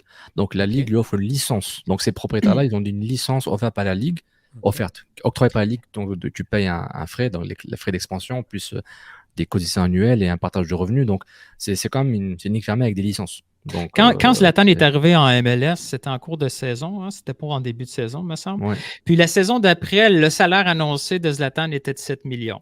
Et lors de la première demi-saison, il n'était pas considéré comme joueur d'épée, ce qui faisait aucun sens parce que dans une moitié de saison, déjà là, il gagnait 3 ou 4 millions. Donc, on ne pouvait pas le transformer, ce joueur-là, avec un salaire de 3 millions. Il sortait du cadre du 1,5 pour le transformer en Tam. Donc, ce n'était pas possible. Mais en signant Zlatan, il devenait le 4e DP. Donc, logiquement, il ne pouvait pas arriver au Galaxy. Donc, ce que les gens ont présumé, puis que la MLS ne va jamais l'avouer, mais c'est justement ça, ce genre de deal-là, individuels avec certaines personnes, des deals de marketing où ils vont dire, mais tu sais quoi, tes droits de représentation, tes droits de marketing en dehors de la MLS, tu les gardes à 100%, tu fais de l'argent de cette façon-là. Il peut aussi avoir d'autres petits deals on the side, comme Beckham a eu la fameuse franchise à rabais. Mais ça, c'est des situations vraiment... Non, ça, c'est pas connu. Ça. Et même les salaires, tout ce qui est... C'est même pas officiel, là. Exactement. Et tous les salaires qui sont dans ce tableau-là, c'est les salaires de l'année passée. Et c'est un sondage que le syndicat des joueurs fait auprès des joueurs et c'est au bon vouloir des joueurs. Les joueurs le donnent ou le donnent pas, le salaire qu'ils gagnent en réalité. J'ai une dernière petite question, Nilton. J'ai entendu parler, puisque je crois que c'est Cécile qui l'avait mentionné dans la première émission, mais je me suis peut-être trompé. Je vous ai entendu dire que Mason Toye, c'était pas de l'argent qu'on avait donné. Non. Ce qu'on a échangé, c'est de l'espace dans la masse salariale. Le fameux 600 $ en argent de 600 000 d'argent en allocation, c'est au lieu de l'utiliser nous-mêmes, au lieu de prendre ce 600 000 $ et l'appliquer, disons, sur un petit peu sur Camacho, un petit peu sur Wanyama, sur Piet et ainsi de suite, au lieu de l'appliquer sur notre masse salariale et le baisser, c'est cet espace-là, on le donne à l'équipe pour qu'elle puisse l'appliquer. Et cette équipe-là, ce qu'elle va faire, c'est qu'ils vont aller chercher des joueurs de qualité qui coûtent peut-être 1 million, mais au lieu de prendre un 600 000 d'espace salarial, mais ils vont être capables de couper ça de moitié et ainsi de suite. Il ne faut pas oublier que chaque salaire de joueur ne peut pas être diminué en 4 hits de la moitié. Donc, si quelqu'un gagne 300 000 $, tu peux seulement sauver 150 000 $ en 4 hits. Donc, tu ne peux jamais arriver vraiment à 0 $. Il faut que la moitié du salaire au moins soit applicable à la masse salariale, à part peut-être les exemptions, justement, tout ce que Olivier Renard nous expliquait dans sa conférence de presse, les jeux d'effectifs, là, les places dans l'effectif, on a le droit à 20 contrats seniors, on a le droit à 10 autres contrats qu'ils appellent supplemental. Les supplementals, c'est des joueurs habituellement qui viennent des académies. C'est des joueurs que tu peux payer, qui ne comptent pas du tout pour le cap hit. Et là, le 30 joueurs dans l'effectif devient un enjeu de plus en plus gros pour la MLS parce que quand il y a un jeune de l'académie qui arrive, qui a 15, 16, 17 ans, qui devient intéressant, tu es obligé de lui donner une place de senior rapidement parce que son salaire, tu ne peux pas espérer garder un joueur de l'académie intéressant avec un salaire de 75 000, de 100 000 $. Rapidement, un club européen va se trouver une façon de lui trouver un passeport européen et de le transférer. Et les équipes de la MLS, on l'a vu, tentent de signer des joueurs même s'ils ne sont pas capables de l'activer dans l'effectif senior. Donc, la MLS doit trouver une façon de pouvoir augmenter le nombre de joueurs dans leur effectif pour pouvoir protéger les acquis de leurs académies. OK. Mais souvent... pardon. on dit souvent que les gars, dans le milieu, on dit qu'il y a une règle pour la masse salariale pour les équipes et il y en a une pour le LA Galaxy. Pourquoi le LA Galaxy, ils arrivent toujours à avoir des gars? C'est un club fondateur. Mais c'est fini. C'est un club fondateur, puis le propriétaire, il était propriétaire de 5-6 clubs sans je pense que c'est Anschluss ou Anschu, j'oublie le propriétaire de LA Galaxy, un des originaux.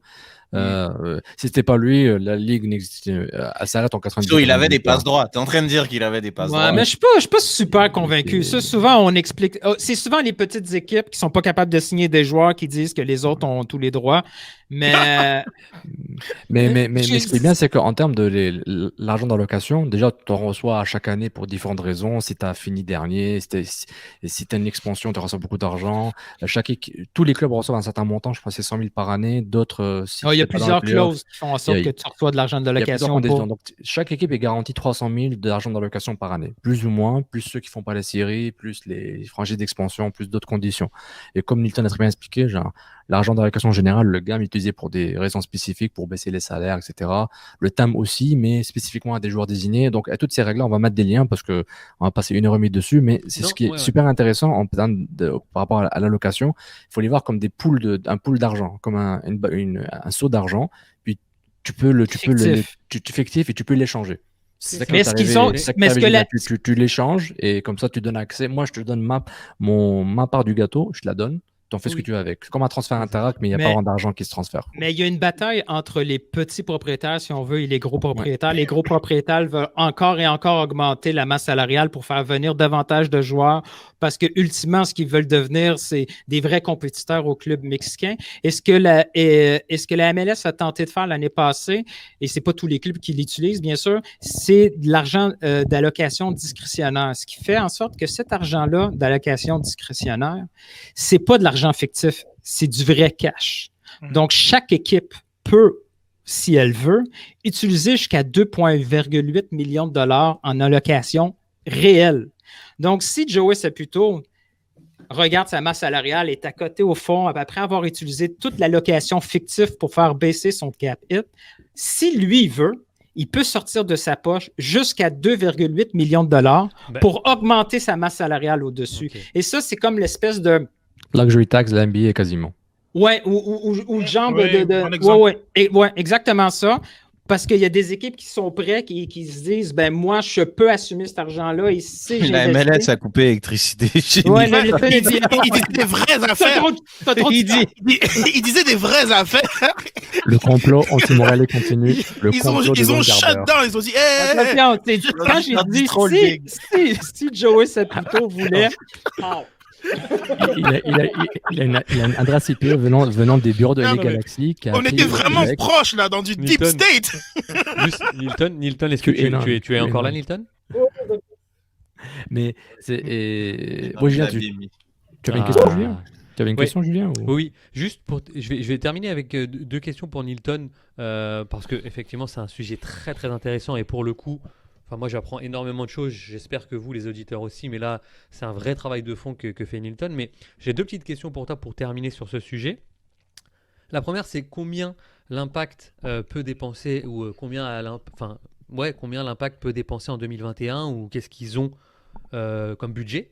Puis la deuxième, c'est vrai que c'est une question que je me suis posée. Mais tu nous as parlé d'un salarié cap de 4,9 millions. Mm-hmm.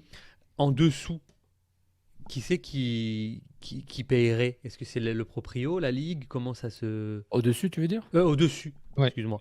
Qui c'est qui paierait Donc il y a deux questions, je ne sais pas si tu... Au-dessus, on l'a expliqué, c'est pas pour jour désigné. Si tu fais 6 millions... En réalité, l'Impact de Montréal... Tu pourrais dépenser plus sans forcément un joueur désigné, non?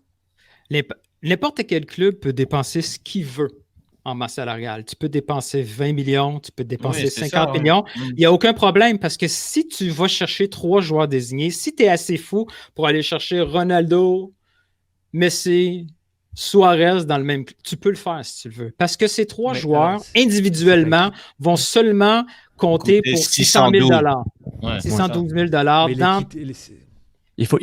Julien, tu confonds la capacité financière d'un club de payer le salaire du joueur, 6 millions par année. Et sa charge budgétaire dans la masse salariale. La MLS dit, paye Suarez 10 millions, je m'en fous, tant que tu as la capacité de le payer, parce qu'on est une ligue fermée, donc il faut que tu puisses payer tes factures. Donc, paye son 10 millions par année, il n'y a pas de problème. Maintenant, dans les règles du jeu que tout le monde joue dans le Monopoly de la MLS, Suarez, qui joue à Columbus, à LA ou à Montréal, il va coûter 600 000 dans la masse salariale. Donc, le problème, c'est que ton quatrième joueur, tu ne peux pas aller le chercher un autre joueur à 10 millions parce qu'après 3 joueurs désignés, tout ce que tu peux avoir comme gros joueur, c'est des joueurs TAM. Et les joueurs TAM, c'est des joueurs de 1,6 million de dollars et moins. Et cette règle est venue pour ça. Le TAM est fait pour ça, pour parce hausser le niveau avant de la ça, ligue. c'est ça, exactement. Avant ça, tu avais...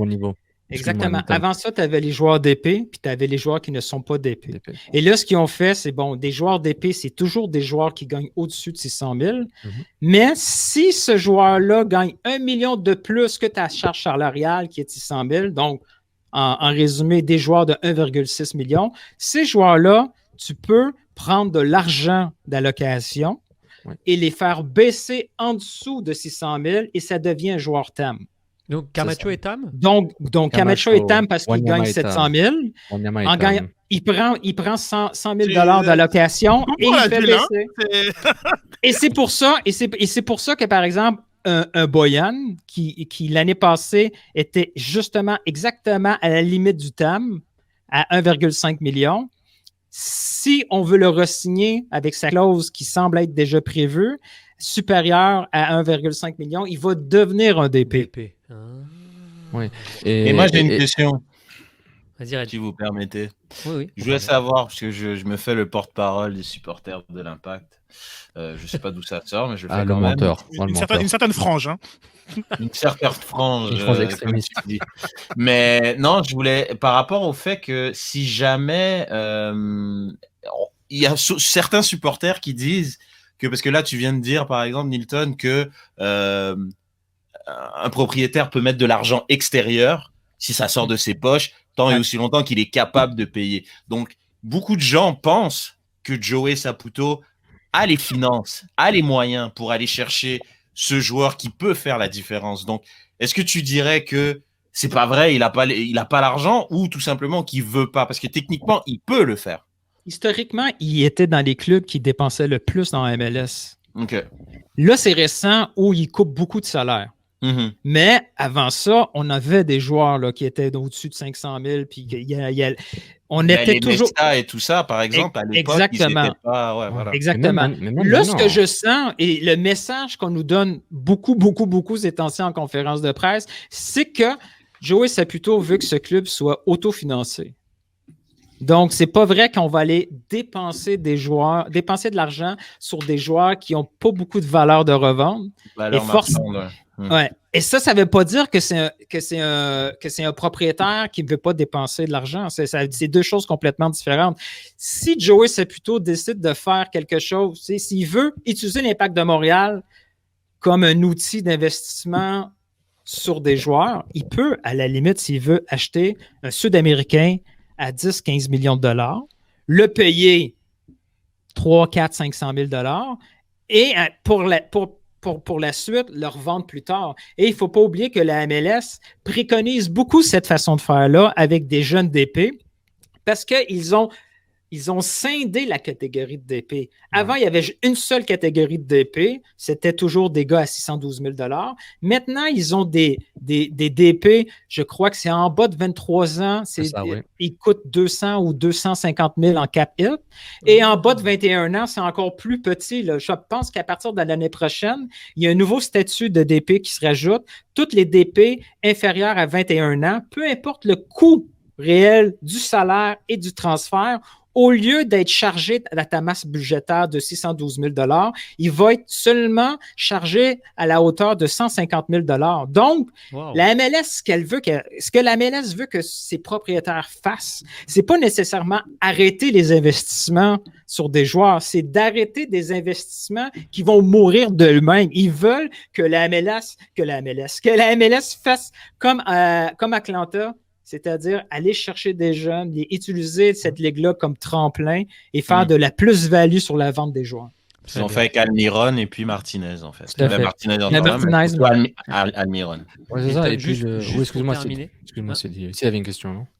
Oui, en fait, à deux volets, parce que j'ai vraiment de plus en plus de misère à comprendre, donc c'est quasiment une question oui-non.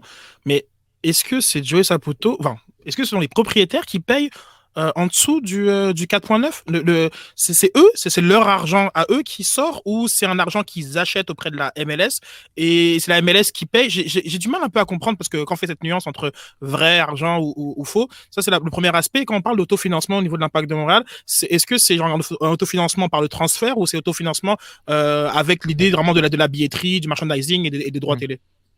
Pour la première question, la masse, il faut la masse salariale, tout ce qui est payé en réalité aux joueurs et en frais de transfert, tout ça, c'est du vrai cash qui sort de la poche de propriétaire. Okay. Tout ce qui est allocation, le problème, je pense, c'est la terminologie. C'est la terminologie. C'est tout simplement du retrait fictif de ta masse salariale. C'est vraiment du cap hit très, très connu en Amérique du Nord. Ça fait juste baisser fictivement l'argent que tu payes à tes joueurs pour arriver à ce plafond-là qui est prévu à chaque année. À ça, certains propriétaires riches se sont négociés pour pouvoir utiliser davantage d'argent, et ils ont continué à appeler ça de l'allocation, mais de l'allocation discrétionnaire. Et ça, cette catégorie-là, qui n'est pas nécessairement, mais qui n'est pas du tout échangeable, les propriétaires des équipes plus riches l'utilisent pour pouvoir dépenser plus. Ouais. Et c'est pour ça qu'il y a une certaine confusion pour dire les Galaxy ou Toronto FC est capable d'avoir plusieurs joueurs d'épée plus que tout le monde. Et puis le mot-clé que Nilton a dit, les deux mots-clés, c'est dépenser plus. Donc ce que la Ligue fait, puis je finis Julien, là, je te garantis, j'ai promis, c'est que la Ligue veut être compétitif par rapport au market en Amérique du Sud et notamment l'Europe, qui est la grosse compétition, du moins les ligues européennes en dehors du Big Four, du Top 5 si vous voulez, et encore, ils vont gruger là-bas. C'est que le côté jeunesse, le côté dépenser plus, mais ils font tous ces stratagèmes que même ce soir, là, j'ai des concepts que j'avais compris, que Nilton a expliqué, que j'ai réalisé que je comprenais mal. C'est juste pour dire, c'est qu'ils veulent faire ça tout en restant une ligue fermée. Donc comment ils peuvent avoir l'équilibre d'aller chercher des jeunes joueurs ou des joueurs d'épée vieux, mais qui peuvent avoir un coût marketing positif sur la ligue, tout en gardant le concept tout en gardant le concept de ligue fermée. Parce que sinon ils mettent le cap salarial à 10 millions. Parce que, anyways, le cap salarial est quasiment à 6-7 millions pour beaucoup de clubs, même 10, si on fait une moyenne. Hein. On peut arriver à quasiment 15 millions si on prend les vrais salaires, plus les TAM, moins les TAM et les gammes. Mais ils ne vont pas le faire parce que c'est quelque chose, c'est comme un contrôle budgétaire. Mais ce que Garber essaye de faire, c'est présentement, le système financier de cette ligue fermée fait en sorte que leur seule source de revenus, c'est les frais de concession. Oui, d'expansion, C'est ça. Les propriétaires, présentement, ne font pas d'argent avec la télé ou avec les joueurs. Donc, ce qu'ils font, c'est être présents dans ce système de franchise-là, fait en sorte que dès qu'il y a une franchise qui arrive, ils se partagent les frais de concession. Mais Garber voit que ce système-là va bientôt prendre fin et ultimement, il va falloir qu'il arrête de faire de l'expansion. Et le message de Garber à tous les propriétaires, pour répondre à ta deuxième question, Sid, c'est que si vous voulez faire de l'argent éventuellement, c'est pas seulement avec le guichet, c'est pas seulement avec les droits de télé. Va falloir, malheureusement, parce que c'était pas un concept qui était accepté de tous, qu'on devienne une ligue comme les autres, là, en dehors des top 5-6, des ligues vendeurs de joueurs. Donc, il faut utiliser c'est pour ça qu'il y a ces nouvelles règles de joueurs d'épée plus jeunes, pour les forcer, les inciter, les encourager d'aller chercher des DP jeunes avec valeur de revendre, et pour qu'ils deviennent comme ça des franchises qui peuvent s'autofinancer grâce à la vente des joueurs en partie. Très bien. Puis c'est ça. Puis c'est pourquoi, genre, quand on voit Mason Toy de Minnesota à Montréal, en Europe, on appelle ça un transfert. Oui. Même si c'est l'argent fictif. Donc, ils font le même comportement en Europe auquel on est habitué. Il y a d'autres noms, parce qu'ils veulent garder la ligue fermée pour aussi pas important. On le voit en Europe avec la Super Ligue européenne qui va peut-être arriver dans 2-3 ans. La ligue fermée pour les gens riches, c'est parfait parce que ça règle beaucoup de problèmes pour les plus riches et les plus performants, parce que tu gardes ça chez toi, tu contrôles les frais et puis c'est exactement en Europe, ils sont jaloux de la MLS quasiment. Ils sont d'abord jaloux de la NBA, ils sont d'abord jaloux de la NBA, mais en termes du fonctionnement financier, ils voient à la MLS, oui, les droits télé c'est de la merde. Mais le concept de pouvoir contrôler mes finances tout en maximum mon argent, c'est parfait. Là, c'est du low cost, hein. C'est EasyJet du foot là, par rapport à leurs règles, mais ils restent dans la ligue fermée et c'est important pour eux pour contrôler. C'est parce qu'ils contrôlent. S'ils ne contrôlent pas, ils parlent de contrôle, la ligue, elle s'en va. Parce que Nilton a fait un très bon point, les droits télé sont nullissimes par rapport aux ambitions de cette ligue-là.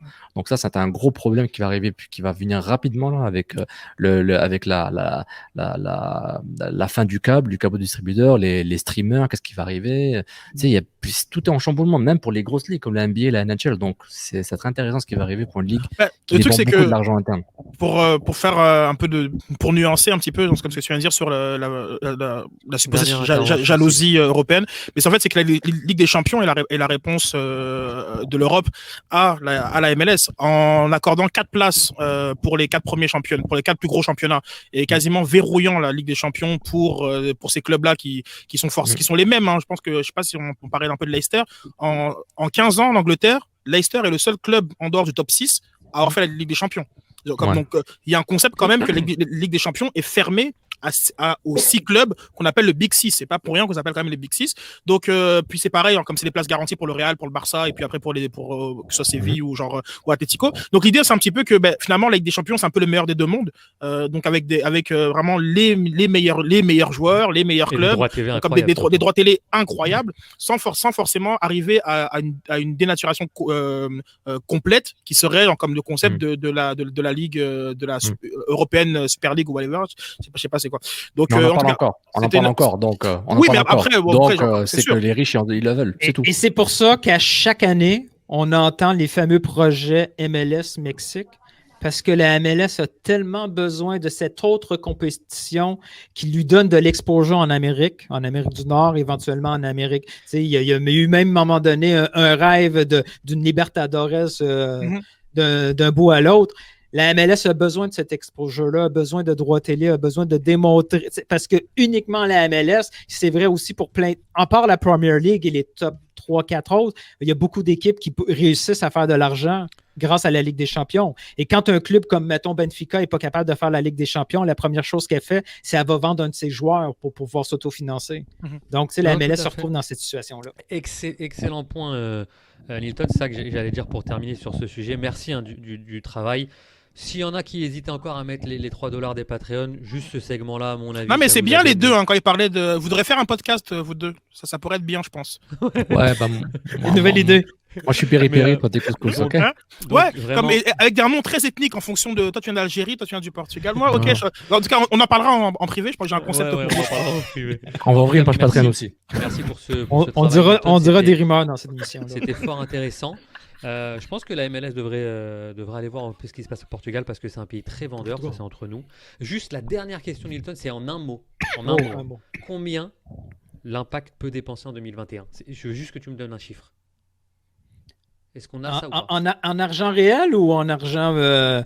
Dis-moi ce qu'on peut faire. Non, en argent fictif. Alors, quand on dit qu'on a économisé avec Taider, on a économisé combien et pourquoi et comme juste que dans cette. non, il peut pas dire pourquoi. Il a dit un mot là. Pourquoi c'est chaud. Excusez-moi. Un mot. On veut un chiffre alors. Le montant alloué. Malheureusement, ce montant-là n'est pas connu pour l'année prochaine. Okay. Ce montant de cette saison, c'est 4,9 millions de dollars de charges budgétaires, mais il faut tenir compte des charges budgétaires de chacun des joueurs. Donc, en réalité, Joey Saputo peut sortir le chéquier puis mettre le montant qu'il veut, mais il doit respecter disons, 5 millions de dollars à peu près qui devrait être prévu pour l'année prochaine. Quoique j'ai l'impression qu'on risque d'avoir à peu près le même montant que cette année parce que ça ne roule pas sur l'or. Et n'oublie pas, Julien, Joey Saputo doit aussi respecter son budget à lui et du club. C'est à lui, c'est quoi ses restrictions à lui à l'intérieur en plus de ce que la Ligue lui permet. Mais Taider, son départ permet de libérer 612 000 $. Je déteste. Donc, n'importe quel joueur supérieur à 612 000 va pouvoir rentrer parce que Taider est parti. Arrêtez de parler de Taider. Arrêtez. Ok. En tout cas, merci beaucoup. Belle passe D de Sid qui nous a parlé de la Ligue des Champions. C'est notre troisième sujet. Puisque je vous l'ai dit en préambule de l'émission, ça va nous tenir en haleine jusqu'au 2 décembre puisque chaque semaine, il va y avoir cette fameuse Ligue des Champions. Voilà ce que j'ai retenu moi de cette première journée. Et puis, on va en débattre avec vous, hein, bien sûr. Le Paris Saint-Germain qui perd 2-1 contre Manchester. Est-ce que le Final 8 et bien sûr le Paris Saint-Germain qui a été finaliste contre le Bayern de Munich finalement est un trompe-l'œil. Le Real Madrid qui perd 3-2 chez lui contre le Shakhtar Donetsk. Et là, je vais faire un point. Le Real Madrid a perdu 7 de ses 8 derniers matchs en Ligue des Champions parce que Sergio Ramos n'était pas là. Ma question, vous la voyez sur l'écran, est-ce que finalement c'est lui et les autres? C'est-à-dire sans Ramos, et avec Ramos bien sûr, il y a deux Reals différents, mais plus encore sur cette défense qui a été ultra défaillante en première mi-temps contre le Shakhtar Donetsk avec un Varane méconnaissable et un Eder Militao qui je pense est beaucoup trop faible pour un club comme le Real Madrid. Ma troisième chose à retenir, c'est le Liverpool, puisque on en parle, et beaucoup de petites victoires, 1-0 contre l'Ajax d'Amsterdam, mais également des petites victoires en Première Ligue. Bien sûr, la blessure pour quasiment toute la saison de Virgil van Dijk, le capitaine. Donc, est-ce que c'est une petite victoire ou est-ce que c'est une belle victoire finalement d'aller chercher ces 3 points à l'Ajax qui est depuis 2-3 ans quand même revenu comme ça sur le devant de la scène? L'Inter Milan, bien entendu l'Inter Milan. Pourquoi un éternel recommencement? Puisqu'on a l'habitude de voir l'Inter Milan carburer, notamment depuis que Conte est arrivé. Lukaku qui surperforme, c'est incroyable cet attaquant. Pourtant, comme l'an passé où ils vont perdre des points contre le Slavia Prague, et ben là en ouverture ils perdent des points à Giuseppe Meazza contre le Borussia Mönchengladbach. Certes une belle équipe de la Bundesliga, mais encore une fois beaucoup de promesses pour le club de l'Inter, mais un éternel recommencement parce que ils ont souvent l'habitude de faillir dans les moments importants. Puis je terminerai bien sûr par le Bayern de Munich qui a explosé l'Atlético Madrid de Diego Simeone 0. Puis la question elle est simple, en tout cas c'est ce que je me posais. Je vois ce rouleau compresseur allemand, puis je me dis que finalement c'est peut-être le seul candidat à sa propre succession. Voilà mes 5 petites informations. Est-ce que vous partagez ces informations-là ou est-ce qu'il y en a d'autres qui ont attiré votre attention, Reg par exemple, ou est-ce qu'il y a un des points que tu veux soulever? Non, je pense que oui, je suis là. Allô. Non, je pense que tu as quand même bien. C'est cela que j'aimerais. Moi, j'aimerais bien peut-être m'arrêter. Il y a 2 points qui m'ont vraiment interpellé.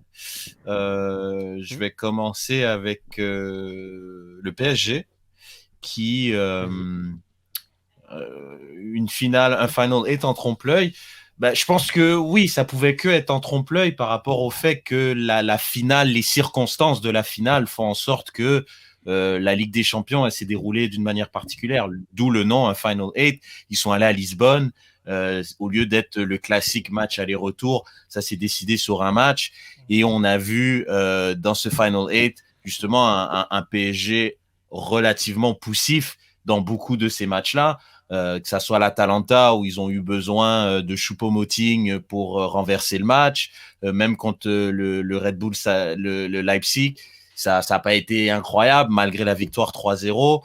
Et puis, voilà, devant le Bayern, je pense que même s'ils ont fait quasi jeu égal quand une bonne partie de cette première mi-temps en finale, oui, mais quand on regarde justement l'équipe là, elle est arrivée dans cette nouvelle Ligue des Champions qui a commencé la semaine dernière, et puis moi je trouve qu'il y a encore des interrogations dans cette équipe là. Il y a un problème de collectif. À l'inverse, ils auraient gagné 3-0, est-ce que tu aurais dit ils sont partis pour refaire une finale? Je pense que de toute façon, on est vraiment dans un cas de premier match. Donc arriver à des grandes conclusions par rapport à leur parcours de l'an passé qui effectivement est très spécial avec le format de compétition. Dans tous les cas, je veux dire, ouais, mais c'est ça, tu m'as pas laissé finir, ouais. Mais je trouve que ça va dans la même lignée justement. Je trouve que comme c'est pas un hasard, ils sont rendus jusqu'en finale, certes. Après, je pense que ce qu'on voit là, l'équipe elle est pas prête. Je pense pas que l'équipe elle est capable d'aller plus loin. Parce que oui, donc je réponds à la question de Julien en fait que oui, c'est un trompe-l'œil. Parce que c'est un partout. Rashford fait un but super. Non, mais c'est un ensemble de matchs. C'est pas que juste oui, bien sûr. Genre comment marque pas, il gagne la Ligue des Champions et c'est la meilleure équipe du monde. Non, arrête. Il y a une différence entre une finale avec Coman puis Rashford qui fait un punaise de move incroyable. Il y a une différence. Là, on fait la rétrospective de Ligue des Champions en 2019-2020. Ok, c'est bien. bien. Ils ont failli gagner, blablabla. Ils n'auraient pas dû gagner parce que c'était des matchs couperés au lieu d'aller-retour, parfait. Mais par rapport, si on se concentre sur un peu en partie de ce qui arrive maintenant, mec, Rashford, il est super sur cette action-là. Pogba, il fait un pivot super. Mais super, l'action est belle, je te parle pas juste de l'action de Rashford, je te parle juste sur l'ensemble du match que tu te retrouves avec juste, moi je pense, il y a un problème au sein de l'effectif de manière générale, un problème de gestion qui fait que le PSG, chaque année, on va arriver dans les matchs. En fait, qu'est-ce qui est en trompe-l'œil en fait, genre, comme, est-ce que concrètement, parce que comme c'est parce que quand tu dis en général, quand tu vas en finale, tu vois Liverpool par exemple. Ouais, mais c'est toujours un des deux en fait. Enfin, quand j'allais dire, c'est que c'est rare quand même les équipes qui peuvent te garantir que l'an prochain ils seront encore au rendez-vous. Genre à part Liverpool, Real, Barça. Tu vois des certitudes, je trouve, quand Liverpool se sont rendus en finale contre le Real et qui perdent en finale, peu importe les circonstances. Oui, il y a eu des circonstances, ça là, tout ça. Ben, l'année d'après, ils gagnent. Je trouve ils commencent la saison en Ligue des Champions. Tu te dis, bon, ben, ils reprennent où ils ont laissé l'année dernière. Ils vont vers quelque chose. Moi, je trouve malheureusement que le PSG montre, oui, c'est qu'un match de groupe. Oui, Rashford a fait un exploit exceptionnel qui fait qu'il gagne le match. Ça se finit par un but. Mais je trouve qu'on retrouve les mêmes problèmes au PSG, les mêmes lacunes qu'ils vont retrouver. D'habitude, on dit au mois de mars, je sais pas c'est quoi le calcul qui fait que quand les matchs à élimination directe, on va probablement retrouver les mêmes. C'est ça que je te suis. Moi, ça m'embête de suivre le PSG parce qu'à travers vous, là, pas à travers vous, les fans, là, sur par rapport au PSG, j'ai du mal à suivre ce club parce que est-ce qu'il y a un coach qui satisfait ce club-là depuis que le Qatar est là? Genre, si c'est pas Blanc, c'est pas Ancelotti, si c'est pas lui, Tourelle, il est trop petit pour le club, il est trop grand. Moi, je comprends plus rien parce que je vois, ça coûte des grands joueurs, certains des bons joueurs, mais pas top. Et puis, si le PSG gagne la finale contre le Bayern, on n'a pas la même discussion, ou peut-être on l'a encore. Moi, je suis très confus par rapport au club. Oui, mais je pense qu'il y aura quand même des détracteurs. Je suis un peu confus par rapport au PSG, comment le PSG est couvert et comment les fans en parlent. Je me dis, ok. Non, je trouve que c'est un bon. Ils sont jamais contents. Ils sont jamais contents. Bon, je sais pas, mais je trouve que Reg apporte des points intéressants. Simplement, je veux vraiment le remettre en perspective du fait que ça aurait été quasiment tout. Pour moi, je trouve assez stupide, genre comme ça en trompe-l'œil quand c'est une défaite, mais ils auraient gagné 3-0 contre un Manchester United assez moribond qui sortait d'une défaite contre Tottenham 4-1. De leur dire, bah ils sont de retour, ils sont focus sur le rendez-vous dans le final. Je sais pas où c'est la finale cette année, mais j'aurais trouvé ça tout aussi surréaliste quoi. L'idée c'est ça reste que voilà. C'est intéressant ce que tu décides parce que à l'inverse, quand on voit le match du Bayern Munich, je sais pas si vous êtes d'accord avec moi, mais là mais je t'ai dit c'est les ovnis. Liverpool, enfin le Real ou genre comme ça c'est les ovnis ou Bayern, ça c'est clair que c'est des équipes quand tu les vois échouer en finale, tu te dis genre comme attention hein, comme c'est l'an prochain. Est-ce qu'il y en a un qui s'est dit Tottenham va revenir encore en finale? Non mais tu vois ce que genre comme they will be back. on savait bien qu'ils n'avaient pas pris rendez-vous donc c'est plus je sais pas comme est-ce qu'on devrait s'attendre à ça comme du Paris Saint-Germain? Bah, c'est une longue discussion, mais en même temps je trouve que je pense qu'ils sont pas encore arrivés là, peut-être qu'il y en a qui pensent ça et donc à ce moment s'ils arrivent à des conclusions c'est en trompe-l'œil, mais moi je pense pas qu'ils soient dans cette conversation là encore, donc c'est juste un match de mauvaise question de Julien alors. Non, c'est une très bonne question. J'entendais beaucoup de spécialistes qui disaient que c'était beaucoup la sentinelle qui manquait au PSG, puis l'arrière droit. Mais là, on va pas faire les 5 matchs si on continue à parler des sentinelles du PSG. Non, c'est juste. Il y a tout le temps quelque chose avec le PSG. Il y a tout le temps quelque chose. Il recrute tout le temps, il manque un petit raccourci avec le Bayern, puisqu'on va en parler, puisque tu parles de ces ovnis, et j'aimerais vous entendre là-dessus. C'est une sérénité quand même assez époustouflante, je trouve. J'ai vu le match contre une équipe d'Atlético qui est réputée pour sa rigueur défensive, pour son jeu rugueux. Là, on parle du Bayern, c'est ça? Oui, bien sûr. J'ai trouvé les Allemands vraiment au-dessus, même au niveau technique, c'était pas comparable, mais une certaine sérénité qui faisait qu'ils étaient tellement sûrs de leur jeu que le score était écrit. Comme qu'ils allaient dérouler. Je voyais le match, je les voyais dérouler. Moi, je trouve, justement, moi, j'ai regardé le match et je dis pas que le score est boursouflé, là, mais quand même, l'Atlético a fait un bon match. Si, je te dis juste que l'Atlético, ils étaient dans le match. L'Atlético, ils ont fait un bon match. Ils sont pas fait marcher dessus dès le début. environ, mais même un petit peu après le but de Coman, je trouve c'est le premier but, non, c'est ça? Ouais. Ou c'est Goretzka? Premier et dernier. Ouais. Et juste après le but de Coman, genre juste avant le deuxième de Goretzka, je trouve ils étaient encore dans le match, ils ont essayé de proposer des trucs et on voit quand même que Suarez, il a pris un certain âge, ça peut marcher en Liga. Il a mis quelques buts avec l'Atlético, mais je pense que là, Suarez, il a pris un certain âge et que l'Inter de Miami l'attend vraiment avec impatience pour faire la doublette avec Higuaín. Mais non, j'abuse, ça va, je rigole, c'est bon. On rigole.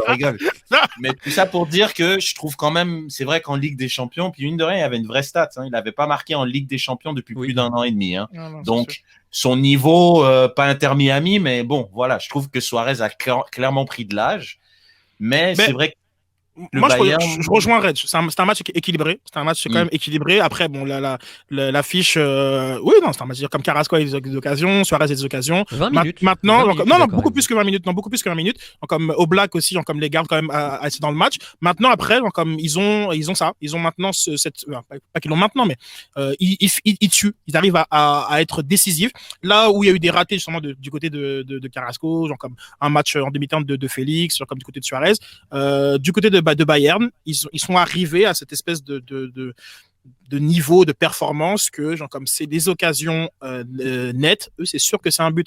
Et là à ce moment-là eux ils sont sur quelque chose qui ressemble beaucoup d'ailleurs à la finale de Ligue des Champions, parce que il y a le raté de Neymar, le raté de Mbappé, le raté de Di Maria, il y a des vrais ratés genre comme de la part du PSG, et sur les mêmes occasions Bayern va te marquer. Donc même il y a des occasions de grande classe, mais les demi-occasions, et je pense que c'est ça aussi qui fait la différence entre les grandes équipes et les bonnes équipes, c'est que même sur les demi-occasions, c'est but. Donc là, le Bayern, c'est un peu spécial parce que je crois pas qu'ils étaient censés être aussi forts en fait.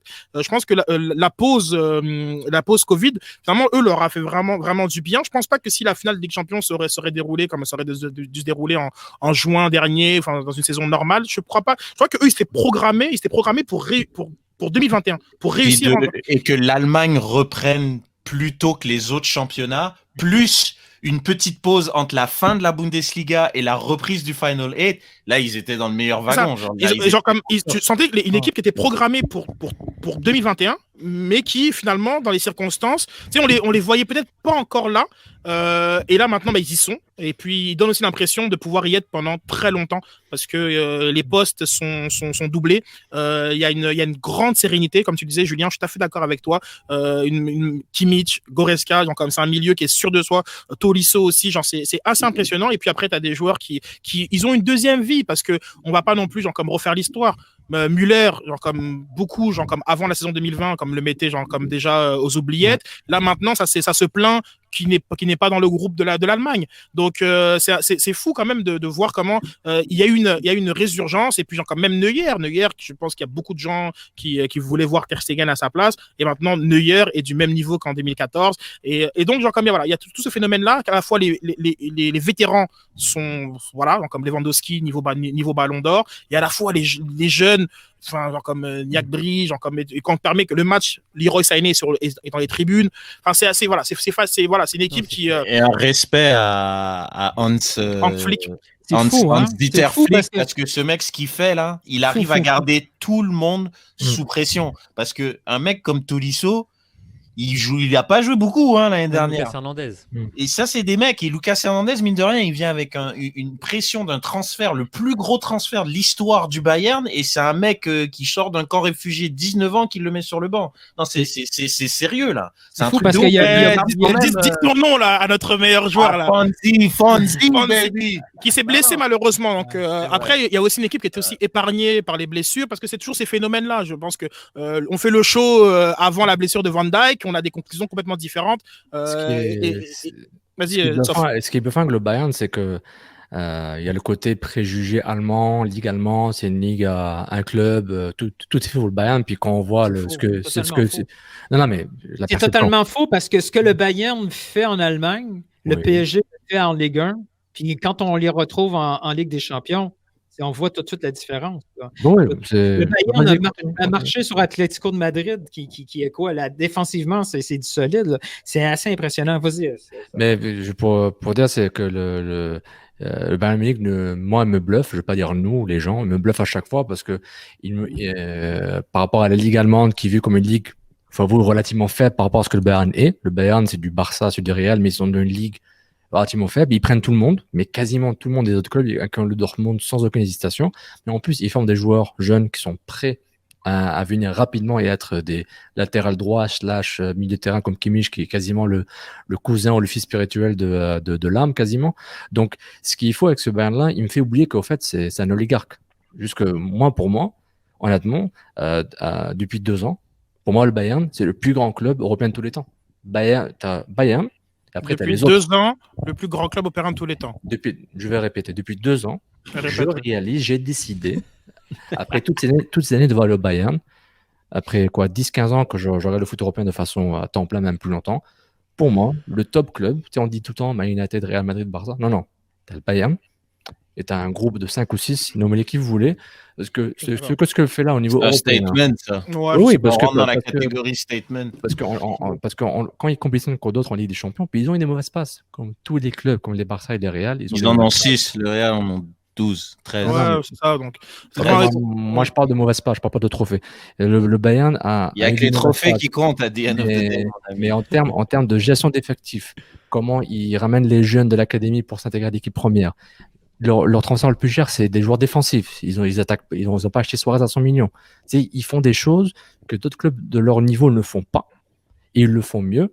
Et je trouve qu'en termes d'efficacité et en termes de ce que je vois, pour moi, c'est le meilleur club. Non, ça, je suis d'accord qu'ils travaillent bien. Ça, je peux te l'accorder, qu'ils travaillent bien. Ils prennent des joueurs mais de là à dire le meilleur club de tous les temps, it's still debatable. Je pense pas que c'est un débat pour ce soir dans tous les cas, mais oui, bref, ok. Mais le problème, c'est qu'ils ont un fil conducteur.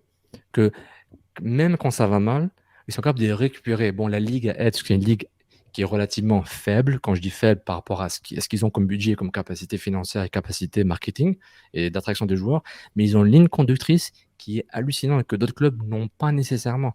Man United l'ont plus parce que la Ligue a changé, les budgets ont changé, tout le monde est riche en Angleterre. Donc alors que l'Allemagne et le Bayern de Munich, ils font quelque chose que je ne vois pas ailleurs. Honnêtement, peut-être le binôme Real-Barça si vous voulez, mais je trouve comment ils le font, ça m'impressionne. C'est pourquoi moi je dis ok, ce club-là, c'est une machine différente. C'est pas plus facile, mais comme tu dis malheureusement, puis après Julien, je vais vraiment 10 secondes, à mon avis, le fait qu'ils sont dans un championnat et je le dénigre pas parce que comme il dit Nilton, je pense que pour mettre des claques le week-end et en mettre en Ligue des Champions aussi, c'est que tu dois quand même avoir des équipes qui te bousculent d'une certaine manière, sont juste clairement au-dessus de ces équipes-là.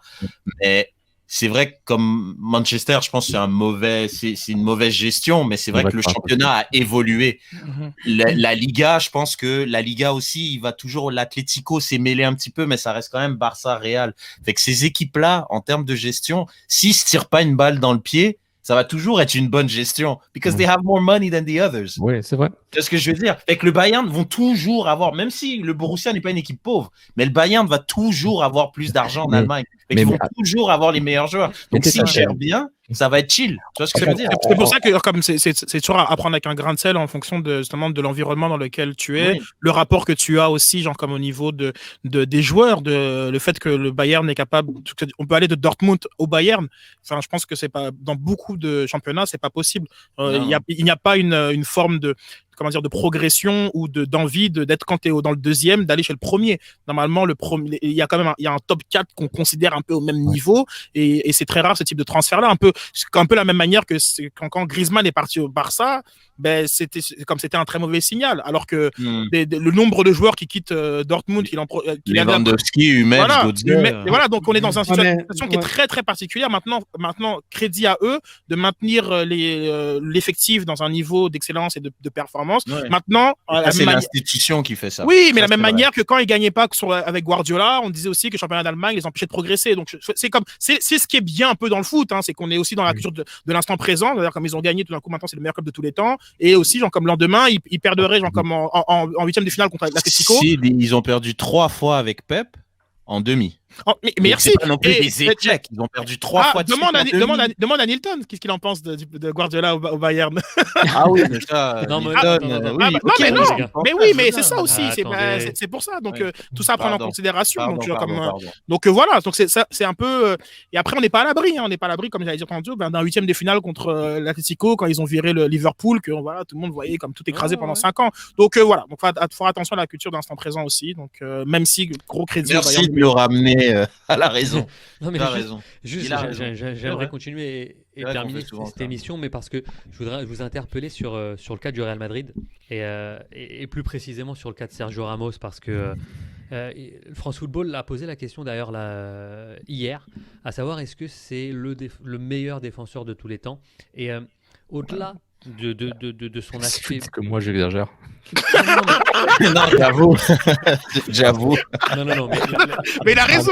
Il a raison. Moi j'ai mis 1 million. J'ai dit genre ils sont 1 puis que les autres sont pas loin. Eux c'est genre. Non mais de façon grossière, parce qu'il a marqué un penalty. Mais voilà. Oui. Mais c'est ça ma question. C'est là où la question tu te la poses après le Classico, pas avant. Parce que je veux dire pas. Quand même, il y a cet élément déclencheur. Pas toi, le France Football que tu as cité se pose la question après, genre comme parce qu'il a marqué penalty. Genre ouais, t'es comment pas moi. Non, tu vois ce que je veux dire avec la photo du penalty, genre comme marqué contre Classico dans Classico, très bien. Mais c'est marrant de se dire donc c'est le meilleur défenseur de tous les temps parce qu'il a marqué un but. Non, parce qu'il marque des buts. D'ailleurs, comme je vais mettre vraiment gros crédit parce qu'il marque des buts. Ouais. Genre comme c'est ça qui est paradoxal. Et je dis pas que c'est pas le meilleur de tous les temps. Ramos, voilà, c'est ok. Mais c'est drôle quand même de voir sur quoi on amène la discussion. Genre, comme on l'amène parce qu'il marque des buts. Mais, défenseur, normalement, ça défend. Hein. Mais moi, ce sur quoi je veux mettre la lumière, au contraire, c'est sur son influence finalement qu'il a sur son équipe. On parle quand même du Real Madrid qui est, comme vous l'avez cité, des ovnis. Barça, Real, Bayern. Et j'ai l'impression, quand je vois cette équipe du Bayern, parce que j'ai aussi vu l'intégralité du match du Bayern, c'est ça hein, quand on est amoureux du football. J'ai vu une équipe totalement désemparée, désorientée, comme si finalement ils n'avaient plus leur guide. Et c'est là où je veux vous interpeller, notamment Linton, parce que je n'étais pas beaucoup entendu là-dessus, mais comment un club comme le Real Madrid peut finalement aujourd'hui compter quasiment exclusivement sur Ramos, non pas forcément Varane parce qu'il marque des buts. Hey boy. Non, mais c'est pas juste ça. On l'a vu dans le Classico. Là, le Real Madrid fait face, par exemple, à son ennemi juré, Léo Messi, mais ils savent qu'il y a Ramos pour s'en occuper. C'est pas juste les pénals. Oui, il y a pas juste les buts qu'il marque en fin de match où à chaque fois il réussit sur un corner à aller chercher la victoire, mais c'est sa présence intimidante contre Léo Messi. Demande à Mohamed Salah ce qu'il pense de. Sérieux. Non, mais sérieux. Mais tu le vois, là, tu vois absolument que. Il a fait un hippon, man. Mais c'est l'ultimate bad guy. Là. Je veux dire, il y a un des meilleurs joueurs de tous les temps. Je pense que ça, on peut le dire. Là. Messi est en face de lui, puis lui, tu le vois dans sa face que. Il regarde autour de lui puis il dit « Boys, je vais m'en occuper de Messi. » Il donne cette assurance-là. Ouais. C'est probablement pour ça que les gens ont tout le temps des gros matchs en tête de Sergio Ramos puis ils disent « Vous savez quoi? C'est le meilleur joueur, c'est le meilleur défenseur de tous les temps parce qu'il y a ces confrontations-là classiques. Il y a la séquence Coupe du Monde et Euro. Il y a toujours eu cette présence-là. C'est le gars, c'est le général derrière, son look, tout ça donne l'impression que c'est lui qui s'occupe de l'équipe, c'est lui qui défend l'équipe. Après, tout est possible parce que Ramos s'occupe de l'essentiel. Il y a un autre truc aussi. Tu vas répondre là-dessus, mais pourquoi ou comment on peut voir une équipe en déliquescence comme ça sur une première mi-temps face au Shakhtar Donetsk? Est-ce que le simple fait de ne pas avoir son guide fait ça? J'ai 2 pistes. Déjà, il a dit que c'était Red qui allait répondre. Vas-y, ça, vas-y. Il a dit 2 pistes. 2 pistes. Je vais pas faire semblant. Valverde, Rodrigo, je connais pas moi. Au Madrid, je vois le 11 partant. Si tu connais pas Valverde, tu connais pas le foot. Hein, non, mais gars, t'abuses. C'est peut-être le meilleur 6 quasiment en devenir. Genre, il est hyper fort, tu connais pas. Ah, il est en devenir, il n'est pas devenu. Ok, merci. On laisse terminer. Valverde Rodrigo, je connais pas. J'ai pas le temps de suivre tous les matchs. Red, excuse-moi, là, j'ai pas le temps. Donc déjà, voilà. Et pour dire, pour Ramos, c'est une question d'équilibre. C'est toujours le contraste entre quand tu l'as dans des moments clés et que le gars c'est un pilier, etc. Et quand il est pas là, ben voilà, c'est un déséquilibre, comme partout. Comme je sais pas, comme ici, il y a une mauvaise passe, on le voit quoi. S'il est pas en jambes, le Barça souffre. Si Lewandowski prend pas les buts, ben d'autres vont le faire. Mais pour dire l'exemple, donc. Oui, mais c'est une question d'équilibre. C'est une question qu'il y a une dépendance par lui, parce que non seulement il y a une dépendance qu'il est bon, mais une dépendance qu'il est super bon. Il est au-dessus de ça. Et pour moi, l'anecdote que j'aime utiliser sur Ramos, c'est que pour moi, Ramos, s'il reste latéral droit toute sa carrière, pour moi, c'est un des meilleurs latérales droits de l'histoire du foot. Donc, c'est pour dire par rapport à sa qualité, parce que à Séville, il était latéral droit, au Real, il était latéral droit, il continue comme ça, il est un des meilleurs de l'histoire du foot, c'est comme latéral droit. Ça prouve sa capacité athlétique et technique qui était au-delà pour un aussi jeune que ça, qui prend la pression de quitter Séville pour aller au Madrid, 20 ans, 21 ans, un grand transfert à ce moment-là. Donc on voit le personnage. Puis il a survécu plusieurs ères de coach et de président au Real Madrid. Et il ne faut pas oublier, lui il était mauvais avec Mourinho quand il se faisait taper par Pep. Donc il n'est pas invincible. Mais on voit qu'il est passé à travers ça. Donc pour moi, Ramos, c'est une question d'équilibre, mais aussi une question que intrinsèquement, c'est déjà un top player. Moi, je l'ai vu, genre le gars il est top, ça se voit. Reg, pour terminer aussi, allez-y. Non, je rejoins. Sauf, c'est effectivement, c'est un top. Bah, moi, je connaissais Valverde, mais mais non, mais c'est surtout, je pense que tantôt, j'ai la blague, je disais Varane, qui est aussi un très bon défenseur, mais je pense qu'il y a quand même surtout une différence. Enfin, son absence. Dans le leadership et dans la capacité d'intimider l'adversaire fait une grosse différence. Et après, veut pas, il est clutch. Il en a marqué. Je me souviens quand même beaucoup plus de buts très importants qu'il est capable d'aller chercher dans une surface de réparation. Dans un corner, il y a tout le monde. Et quand c'est lui qui va le chercher, tu sens vraiment voilà, son caractère. Puis maintenant, il montre aussi genre, comme sa capacité à tirer les pénaltys. Je veux dire quand même qu'il tire les pénaltys dans une équipe qui a des Benzema, qui a des Kroos, qui a comme toutes sortes de joueurs qui peuvent tirer les pénaltys, que ce soit lui qui prend la pression et qui le fait de façon aussi admirable. C'est très impressionnant. C'est très impressionnant. Comme il y a vraiment un avec et sans lui. Mais qui montre aussi que 2 secondes que à un moment donné aussi comme parfois il faut qu'il utilise sa tête parce qu'il faut aussi se demander pourquoi parfois le Real était sans lui, pourquoi il manque le match contre l'Ajax, pourquoi il manque le match contre City.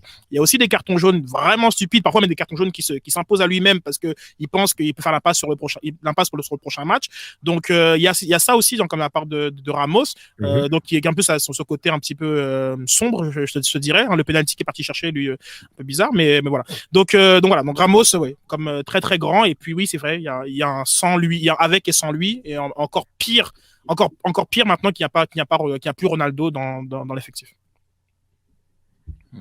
Non, Est-ce que tu veux terminer? Oui, il a dit un truc qui est très important, puis je pense qu'on a fait l'abstraction là-dessus. Moi, j'aimerais bien voir. Tu dis les 7, ils ont perdu 7 des 8 derniers matchs qu'il a loupés.